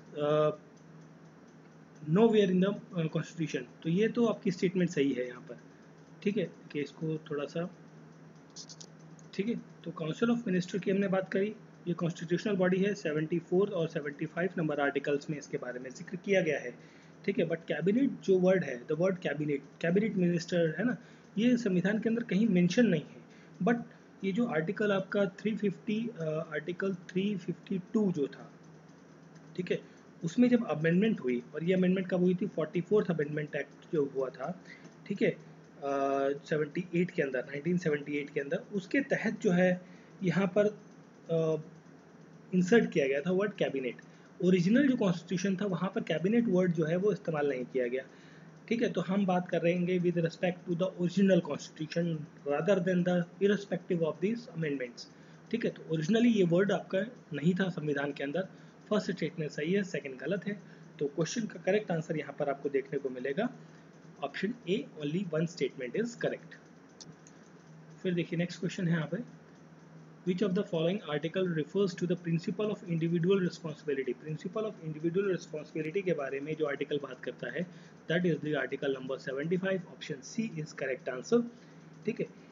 इसमें जो मिनिस्टर है, वो मिनिस्टर अपना ऑफिस जो है वो होल्ड कर सकते हैं during the pleasure of the president. President जब तक चाहें तब तक वो अपना ऑफिस होल्ड कर सकते हैं, या फिर आप दूसरे तरीके से कह लीजिए कि जब तक कॉन्फिडेंस मोशन या मेजॉरिटी पार्टी के पास है पार्लियामेंट के पटल पर, तब तक वो मिनिस्टर अपनी ऑफिस जो है वो होल्ड कर सकते हैं। इंडिविजुअल रिस्पॉन्सिबिलिटी के बारे में जो है वो आर्टिकल 75 में बात कही गई है, ठीक है। आर्टिकल 74 के अंदर जो है आपका ये कहा गया कि प्रेसिडेंट जो है इज बाउंडेड, प्रेसिडेंट जो है बाउंडेड है aid and advice of the council of minister के। जो काउंसिल ऑफ मिनिस्टर है उसकी एड एंड एडवाइस के लिए आपके बाउंडेड हैं कौन? प्रेसिडेंट, ठीक है। तो क्वेश्चन का correct answer option number C 75। चलिए फिर देखिए ये नेक्स्ट क्वेश्चन है, which one of the following statement is not correct? Not correct पूछा है regarding the elections of Lok Sabha. Lok Sabha से रिलेटेड स्टेटमेंट दी गई है, आपको बताना है कौन सा स्टेटमेंट गलत है यहाँ पर, ठीक है। लंबी स्टेटमेंट दिख रही होंगी बट आप शांति से पढ़ेंगे, बहुत सिंपल स्टेटमेंट्स है। पहली स्टेटमेंट है the election are on the basis of adult suffrage. Adult suffrage that means जो लोग 18 साल से प्लस के हैं, 18 प्लस के लोग हैं, वो लोग क्या कर सकते हैं? वोट डाल सकते हैं। बिल्कुल इलेक्शन इसी बेसिस पे होते हैं। पहली स्टेटमेंट तो आपकी सही है। सेकंड स्टेटमेंट है the election commission is required to conduct the election. लेकिन एक निर्वाचन आयोग की जरूरत है ना इलेक्शन कराने के लिए, भाई कोई ना कोई तो बॉडी चाहिए ना काम करवाने के लिए। तो ये भी बिल्कुल आपकी स्टेटमेंट सही है, statement is correct. Next statement है electoral roll are prepared under the direction and control of the president of India. देखिए इलेक्टोरल रोल जो है बेसिकली जो वो होता है आपका इलेक्टोरल लिस्ट होती है, उसका जो काम है मतलब जो 18 साल के ऊपर के लोग हो गए हैं उनका नाम चढ़ाना इलेक्टोरल लिस्ट के अंदर, ठीक है। और जो लोग जिनकी डेथ हो गई है उनको कार्ड को एक्सपायर करना, इलेक्टोरल लिस्ट से हटाना घटाना, ये सब चीज़ें जो है ट्रांसफ़र करना, ये सब चीज़ें प्रेसिडेंट के अंदर में कंट्रोल में नहीं आती। ये सब आती हैं वो कहाँ के? इलेक्शन कमीशन ऑफ इंडिया के। मतलब इलेक्शन कमीशन ऑफ इंडिया या election commission of concern state की कंट्रोल में आती हैं, उनका कार्यक्रम काम है ये। बेसिकली प्रेसिडेंट का कोई इसमें रोल नहीं रहता। तो यहाँ की जो करेक्ट स्टेटमेंट इनकरेक्ट पूछा है तो इनकरेक्ट यही होगी। आपको पढ़ते ही पता लग जाएगा, कुछ एक्स्ट्रा दिमाग लगाने की जरूरत नहीं। डायरेक्ट क्वेश्चन हैं, सिंपल क्वेश्चन, बिना किसी ज़्यादा ओवर थिंकिंग। डायरेक्टली स्टेटमेंट पढ़ेंगे आपको पता लग जाएगा किसके अंडर कंट्रोल आती है कौन सी नहीं आती है, अगर जो आपको थोड़ा सा सामाजिक ज्ञान है तो, ठीक है। तो अभी यहाँ पर क्या है? थर्ड स्टेटमेंट गलत है। अब यहाँ पर जो आर्टिकल आता है इसके लिए 324(1), आर्टिकल 324(1) जो है ये बात करता है इलेक्टोरल रोल जो कि प्रिपेयर करता है not east India company, that's election commission of India. Election commission of India जो इलेक्टोरल लिस्ट है, जो मतदाता सूची है जिसे हम हिंदी में कहते हैं मतदाता सूची, उसको प्रिपेयर करने का काम इलेक्शन कमीशन ऑफ इंडिया करता है, जिसके लिए इलेक्शन कमीशन का जो आर्टिकल है 324 उसके पार्ट 1 में इसके बारे में बताया गया है। ठीक है, अब आर्टिकल 326 जो है ये इलेक्शंस के बारे में बात करता है, हाउस ऑफ द पीपल। देखिए आर्टिकल 326 326 जो है ये किसके इलेक्शंस के बारे में, जो आपका house of the people that means Lok Sabha या आपका जो जो आपका वो होता है लेजिस्लेटिव असेंबली, ठीक है असेंबली, उसके इलेक्शंस के बारे में बात करता है on the basis of adult suffrage. ठीक है, तो यहाँ पर जो करेक्ट आंसर रहेगा ठीक क्वेश्चन का वो रहेगा ऑप्शन नंबर सी, जो इनकरेक्ट है स्टेटमेंट। ठीक है, और फोर्थ स्टेटमेंट को भी हम पढ़ लेते हैं, क्या है यहाँ पर। On the request of election commission the government is required to make available the election commissioner such that may necessary the discharge of its function. बिल्कुल ये स्टेटमेंट भी आपकी सही है, तो यहाँ पर जो इनकरेक्ट स्टेटमेंट पूछी है वो है ऑप्शन नंबर सी। ठीक है, नेक्स्ट क्वेश्चन है the union territories get representation in. देखिए यूनियन टेरिटरीज जो है वो अपना रिप्रेजेंटेशन उनको कहाँ पर कहाँ से देखने को मिलता है, मतलब कहाँ देखने को मिलता है। यूनियन टेरिटरीज के रिप्रेजेंटेटिव जो है वो कहाँ जाते हैं, मतलब लोकसभा में जाते हैं, राज्यसभा में जाते हैं, दोनों में जाते हैं, किसी में भी नहीं जाते। तो यहाँ पर जो होता है करेक्ट आंसर यहाँ पर वो रहेगा option C, both the houses of the parliament. अब यूनियन टेरिटरी के रिप्रेजेंटेटिव जो है वो राज्यसभा में भी जा सकते हैं, लोकसभा में जा सकते हैं, और दोनों जगह भी जा सकते हैं depending upon the population of this particular union territory. इसके बारे में संविधान ने अधिकार दिया गया है, मतलब लिखा गया है कि पार्लियामेंट जो है वो रिप्रेजेंटेटिव जो है लोकसभा में चूज करेगा। ठीक है, बट यहाँ पर जो डायरेक्ट इलेक्शन वाला हाउस, देखिए थ्रू द डायरेक्ट इलेक्शन, देखिए लोकसभा के अंदर जो है डायरेक्ट इलेक्शन, जो डायरेक्ट इलेक्शन होता है जिन्हें हम लोग चुनते हैं, ठीक है, वो लोग कहा जाते हैं लोकसभा के अंदर। इसके लिए जो एक्ट है basically direct election to the house of the people act, that is in 1965। ठीक है, अब union territories, all union territories, जितनी भी यूनियन टेरिटरीज है उनका एक रिप्रेजेंटेटिव लोकसभा के अंदर रहता है। वेयर एज हम बात करें राज्यसभा की, राज्यसभा के अंदर जो यूनियन टेरिटरी का रिप्रेजेंटेशन होता है वो इनडायरेक्ट तरीके से होता है through the electoral collegium system जो होता है।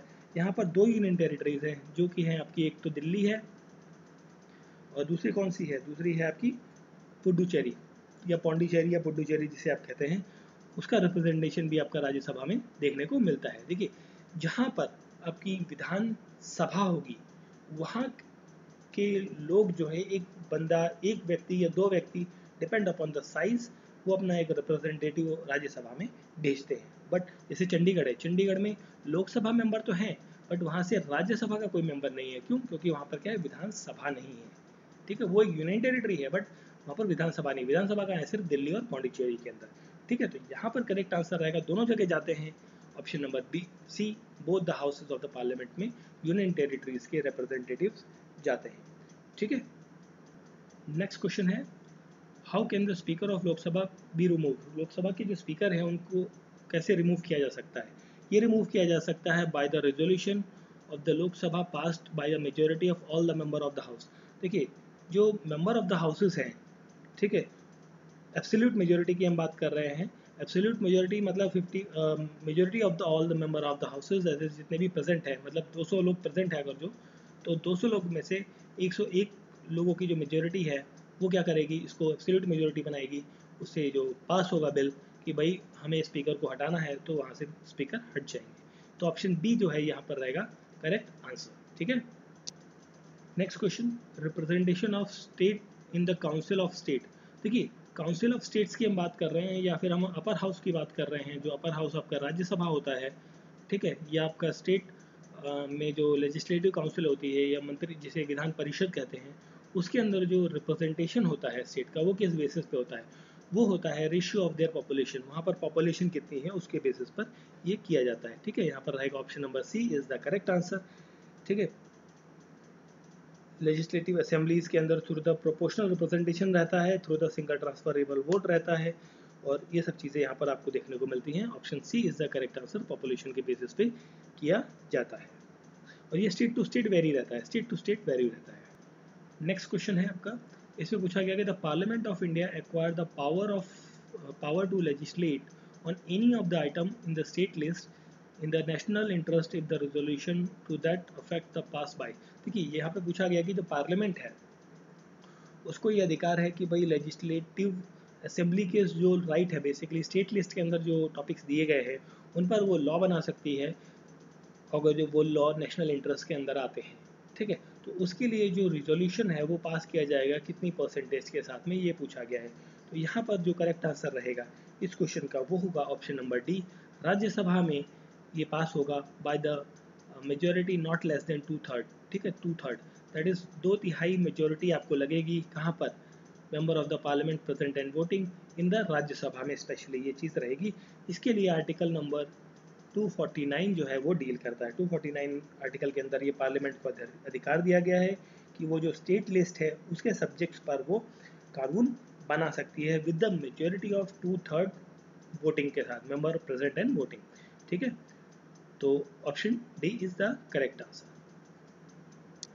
फिर देखिए नेक्स्ट क्वेश्चन है, दो स्टेटमेंट दी गई हैं संविधान से संबंधित, तो आपको बताना है कौन सी स्टेटमेंट सही है गलत है। The president shall not be a member of either house of the parliament. देखिए प्रेसिडेंट जो है ये किसी भी हाउस का मेंबर नहीं होता, बिल्कुल ये स्टेटमेंट तो आपकी बिल्कुल सही है भाई। इलेक्शन से पहले, मतलब प्रेसिडेंशियल इलेक्शन से पहले वो हाउस का मेंबर हो सकता है, बट आफ्टर द इलेक्शन जब वो प्रेसिडेंट बन चुका है तब वो किसी भी हाउस का मेंबर नहीं होता है। ये तो स्टेटमेंट आपकी बिल्कुल सही है। ठीक है, जिसके अंदर चलिए फिर हम आगे बात करते हैं। अभी पहली स्टेटमेंट तो आपकी सही हो गई, फिर हम देखते हैं सेकंड स्टेटमेंट को। The parliament shall consist of president and 2 houses. देखिए पार्लियामेंट किन दो चीज़ों को बंद की, देखिए अब हम बात करें अगर जो पार्लियामेंट की, तो पार्लियामेंट बनती है, देखिए पार्लियामेंट आपकी बनती है, यहाँ पर होते हैं आपके एक तो प्रेसिडेंट होते हैं, प्रेसिडेंट के साथ में होती है जिसे कहते हैं आप राज्यसभा और लोकसभा।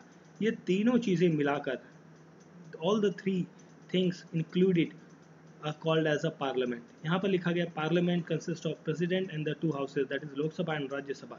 ये स्टेटमेंट भी आपकी क्या हो जाती है, सही हो जाती है। और ये चीज़ लिखी गई है कहाँ पर, आर्टिकल 79 के अंदर ये सारी चीज़ें जो है मैंशनड है।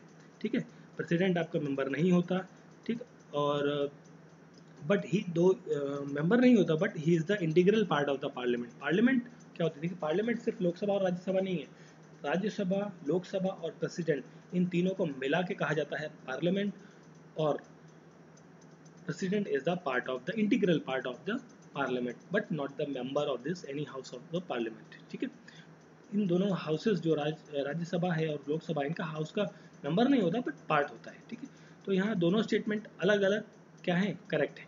तो यहाँ पर करेक्ट आंसर रहेगा option number B, both 1 and 2 are the correct statements. ठीक है, next question, Parliament can make law for the whole or any part of the country implementing international treaties। देखिए पार्लियामेंट जो है वो इंटरनेशनल ट्रीटीज के, देखिए international matter है तो वहाँ पर कौन बात करेगा भाई, केंद्र सरकार बात करेगी। तो केंद्र सरकार दैट मीन्स पार्लियामेंट, लोकसभा और राज्यसभा की हम बात कर रहे हैं यहाँ पर। तो इनको ये अधिकार होता है कि इंटरनेशनल ट्रीटीज़ के तहत वो किसी देश के पूरे हिस्से में या देश के किसी हिस्से में, मतलब किसी राज्य में या किसी ज़िले में या किसी 2 राज्यों में कोई भी लॉ बना सकती है।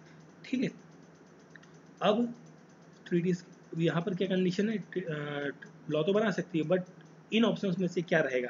अब यहाँ पर जो करेक्ट आंसर रहेगा, यहाँ पर रहेगा without consent of any state, मतलब बिना किसी राज्य से पूछे।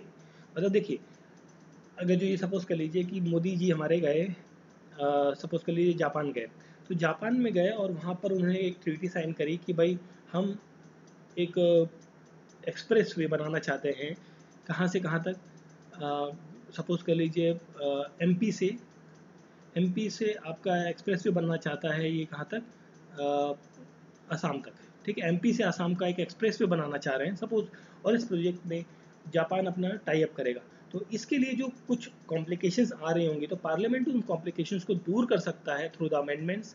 ठीक है, या रूल्स निकाल कर, लॉज निकाल कर, बिना किसी जो कंसर्न स्टेट्स होंगे ना यहाँ पर, जो यहाँ से यहाँ तक पास में जो भी स्टेट्स पड़ेंगे, UP, Bihar, West Bengal state से बिना पूछे लॉ पास करा सकता है, ठीक है, ताकि प्रोजेक्ट कर सके। क्योंकि देखिए यहाँ पर क्या है, यहाँ पर स्टेट्स की बात नहीं, यहाँ पर इंटरनेशनल बात है, तो वहाँ पर बिना किसी स्टेट की बात पूछी जा सकती है। देखिए एक ट्रीटी इसे, ये तो एक एग्जांपल होगा, एक और एग्जांपल की हम बात करें, एक एक्ट आया था आपका 1982 के अंदर, उस एक्ट का नाम था anti high jacking act, high jacking act, ठीक है, ये ना 1892 का था। इसके अंदर गवर्नमेंट ऑफ इंडिया ने बेसिकली पार्लियामेंट ने एक्ट बनाया, क्योंकि उस टाइम पर ये इंटरनेशनल ट्रीटी थी, इंटरनेशनल एग्रीमेंट हुए थे, कन्वेंशंस हुई थी, ठीक है, कि भाई जो क्या होता था, क्या आपने पहले बहुत सुना होगा कि प्लेन हाईजैक्स की कंडीशन बहुत होती थी, प्लेन हाईजैक किया कहीं से कहीं देश में जाके ले गए, वहाँ खड़ा कर दिया, फिर डिमांड करने लग गए। तो उन चीज़ों को रोकने के लिए बहुत सारी ट्रीटीज़ और कन्वेंशंस हुए, तो उसके तहत जो है ये एंटी हाईजैकिंग एक्ट जो है 1982 लाया गया था, जिसके तहत अगर जो कोई ऐसी घटना होती है तो एक दूसरे देश में या एक दूसरे प्रदेश में जाकर ऑपरेशंस या डायलॉग्स या रेस्क्यू का काम किया जा सकता है आसानी से, ठीक है। तो यहाँ पर तो बाकी चीज़ें हो गई, यहाँ पर जो है करेक्ट आंसर रहेगा without the consent of any state, state से पूछने की जरूरत नहीं है, कानून बना दो, कोई देश के हित में है कानून बना दो, किसी स्टेट से पूछने की जरूरत नहीं है यहाँ। फिर देखिए नेक्स्ट क्वेश्चन है, ये आपका पार्लियामेंट से रिलेटेड कुछ क्वेश्चन आपको दिए हुए हैं, आई मीन स्टेटमेंट दी गई हैं, आपको बताना है कौन सी स्टेटमेंट सही है गलत है। तो पहले स्टेटमेंट में देखिए क्या लिखा है, अ private member bill is a bill represented by the member of parliament who is not elected but only nominated by the president of India। देखिए इसमें नॉमिनेशन की बात ही नहीं है। देखिए प्राइवेट मेंबर बिल क्या होता है कि private member bill is a bill जो कि एमपी, कोई भी एमपी हो, चाहे वो आपका नॉमिनेटेड हो, एनी एमपी जो कि आपका नॉमिनेटेड भी हो सकता है या फिर इलेक्टेड भी हो, कोई भी एमपी हो सकता है, मेंबर ऑफ द पार्लियामेंट है, वो इंट्रोड्यूस कर सकता है प्राइवेट मेंबर बिल। बट वो कौन नहीं होना चाहिए, that should not be minister, मतलब जो काउंसिल ऑफ मिनिस्टर्स हैं उनमें से नहीं होगा, मतलब उसके पास कोई पदभार नहीं होना चाहिए, मिनिस्टर नहीं होना चाहिए, एक सिंपल एमपी है, मेंबर ऑफ पार्लियामेंट है, वो जो बिल इंट्रोड्यूस करेगा वो कहलाता है आपका प्राइवेट मेंबर बिल, ठीक है। तो यहाँ पर लिखा है कि नॉट इलेक्टेड, नॉट इलेक्टेड लिखा हुआ है, इलेक्टेड और नॉमिनेटेड दोनों हो सकते हैं, तो ये स्टेटमेंट आपकी यहाँ पर गलत हो जाती है। प्राइवेट मेंबर बिल हमेशा मेंबर ऑफ पार्लियामेंट इंट्रोड्यूस करते हैं, नॉमिनेटेड और इलेक्टेड इससे कोई मैटर नहीं करता, बट वो आपके मिनिस्टर नहीं होने चाहिए, ठीक है। मिनिस्टर इंट्रोड्यूस कर रहे हैं तो क्या वो गवर्नमेंट का बिल हो जाता है, प्राइवेट मेंबर बिल मतलब कोई इंडिविजुअल आपका मेंबर इंट्रोड्यूस कर रहा है, ठीक है। चलिए फर्स्ट स्टेटमेंट गलत है। सेकंड स्टेटमेंट की हम बात करें कि recently a private member bill had been passed in the parliament for the first time in the history. देखिए first time on the history में नहीं है। देखिए अगर जो हम बात करें प्राइवेट मेंबर बिल जो है ये एक मतलब लगभग 10-12 private member bill, dozen of bills, मतलब एक huge number of private member bills जो है वो इंट्रोड्यूस किए गए थे बेसिकली, या पास भी करे गए थे इंडिपेंडेंस, मतलब सिंस इंडिपेंडेंस, आज़ादी जब से हमें मिली है ना, तब से पता नहीं कितने कई सारे प्राइवेट मेंबर्स बिल इंट्रोड्यूस किए गए, बहुत सारे रिजेक्ट हुए, कई सारे उसमें से पास हो चुके हैं, कई सारे प्राइवेट मेंबर बिल भी पास हुए हैं, ठीक है। तो ऐसा कहना गलत होगा कि भाई प्राइवेट मेंबर बिल जो है रिसेंटली पहली बार इतिहास में पास हुआ है, इससे पहले भी बहुत बार पास हो चुके हैं, ठीक है। तो ये स्टेटमेंट भी आपकी क्या बनती है, गलत हो जाती है। तो यहाँ पर दोनों स्टेटमेंट गलत हैं। क्वेश्चन का करेक्ट आंसर क्या होगा, option number D, neither one nor two statement are correct, okay, option D is correct answer. Next question है, who has the right to issue money from the consolidated fund of India. भाई ये किसके पास अधिकार होता है कि जो consolidated fund of India है वहाँ से पैसे निकालने का अधिकार बेसिकली किसके पास है, ठीक है। तो ये अधिकार बेसिकली किसके पास होता है, ये होता है आपका कंसोलिडेटेड फंड ऑफ इंडिया। देखिए इसके लिए जो बात करता है दैट इज आर्टिकल, इसके लिए जो आर्टिकल है वो है आर्टिकल 366 दैट इज आर्टिकल 266 का पार्ट 1, ठीक है। इसमें कंसोलिडेटेड फंड ऑफ इंडिया के बारे में बात करी गई है, जिसमें ऑल द रिसिप्ट्स और credits and all the payments जो हैं या डेबिट्स, ये सारी चीज़ें यहाँ पर मेंशन की गई है, ठीक है। और इसमें से जब पैसा निकलेगा जो कहीं भी खर्च होगा, ठीक है, इसके लिए जो लीगल अथॉरिटीज़ हैं इस पेमेंट के लिए वो यहाँ पर वर्क करती हैं फ्रॉम द लीगल अथॉरिटीज़, किसके बेसिस पे, on the basis of government of India के बेसिस पे ये काम करती हैं, ठीक है। और इसमें से कोई भी मनी नहीं निकल सकती विदाउट द पार्लियामेंट्री अप्रूवल, मतलब अगर जो कंसोलिडेटेड फंड ऑफ इंडिया से पैसा निकलना है तो पार्लियामेंट्री अप्रूवल चाहिए, पार्लियामेंट्री अप्रूवल चाहिए, मतलब पार्लियामेंट की मंजूरी चाहिए कि भैया कंसोलिडेटेड फंड ऑफ इंडिया जो है हमारा खाता है, जो खजाना है, तिजोरी, मतलब जो तिजोरी है वहाँ से हमें पैसा निकालना है, तो पार्लियामेंट की मंजूरी ज़रूरी है ना। तो किसके पास राइट है इशू करने का, तो देखिए सीएजी के पास नहीं होता, ये तो घोटाला निकालती है, फाइनेंस मिनिस्टर के पास नहीं होता, अथॉराइज मिनिस्टर नहीं होता है, तो यहाँ पर जो करेक्ट आंसर रहेगा वो रहेगा option number D, none of the above, इनमें से कोई भी ऐसा व्यक्ति नहीं है जो कंसोलिडेटेड फंड ऑफ इंडिया से पैसा निकाल सके। यहाँ से कौन निकालता है, निकालना है सरकार को, तो पार्लियामेंट की मंजूरी चाहिए, ठीक है। नेक्स्ट क्वेश्चन है, vote on account permits union government. देखिए वोट ऑन अकाउंट जो है ये परमिट करता है जो यूनियन गवर्नमेंट, केंद्र सरकार, टू विड्रॉ मनी, पैसा निकालने के लिए परमिट करता है from the consolidated fund of India for the specific period, मतलब एक स्पेसिफिक पीरियड के दौरान केंद्र सरकार को अलाउ करता है कि आप पैसा निकाल सकते हैं, विड्रॉल ऑफ मनी के बारे में यहाँ बात करता है, ठीक है। और ये जो पीरियड होता है, मतलब इसमें बेसिकली जो फुल फ्लैजेज बजट जब तक पास हो जाए उसके टाइम पर, देखिए होता है ना कि फरवरी के आसपास में आपका बजट पास होता है, तो बजट में रखा जाता है कि इतने लाख करोड़ या इतने हज़ार करोड़ का जो बजट है इस पर्टिकुलर चीज़ों पे डाला जाएगा। तो जब बजट आपने पेश कर दिया उसके बाद जो है पार्लियामेंट डिसाइड करती है कि ठीक है, ओके डन, फिर आप पैसा निकाल सकते हो, कंसोलिडेटेड फंड ऑफ इंडिया से पैसा निकालिए और आप जहाँ पर भी आपने बोला है जहाँ जहाँ लगाना है वहाँ आप लगाइए, ठीक है। तो ये काम होता है, और इसकी जो जनरली वैलिडिटी होती है इस चीज़ की, तो ये होती है 2 महीने की, 2 महीने में आपको पैसा निकालना होता है। वोट ऑफ अकाउंट परमिट करता है, वोट ऑन अकाउंट है ना, वोट ऑन अकाउंट परमिट करता है यूनियन गवर्नमेंट को पैसा निकालने के लिए from the consolidated fund of India for the specific period, और वो पीरियड है 2 मंथ का, ठीक है। आपको ध्यान रखना ये चीज़ें इंपॉर्टेंट है।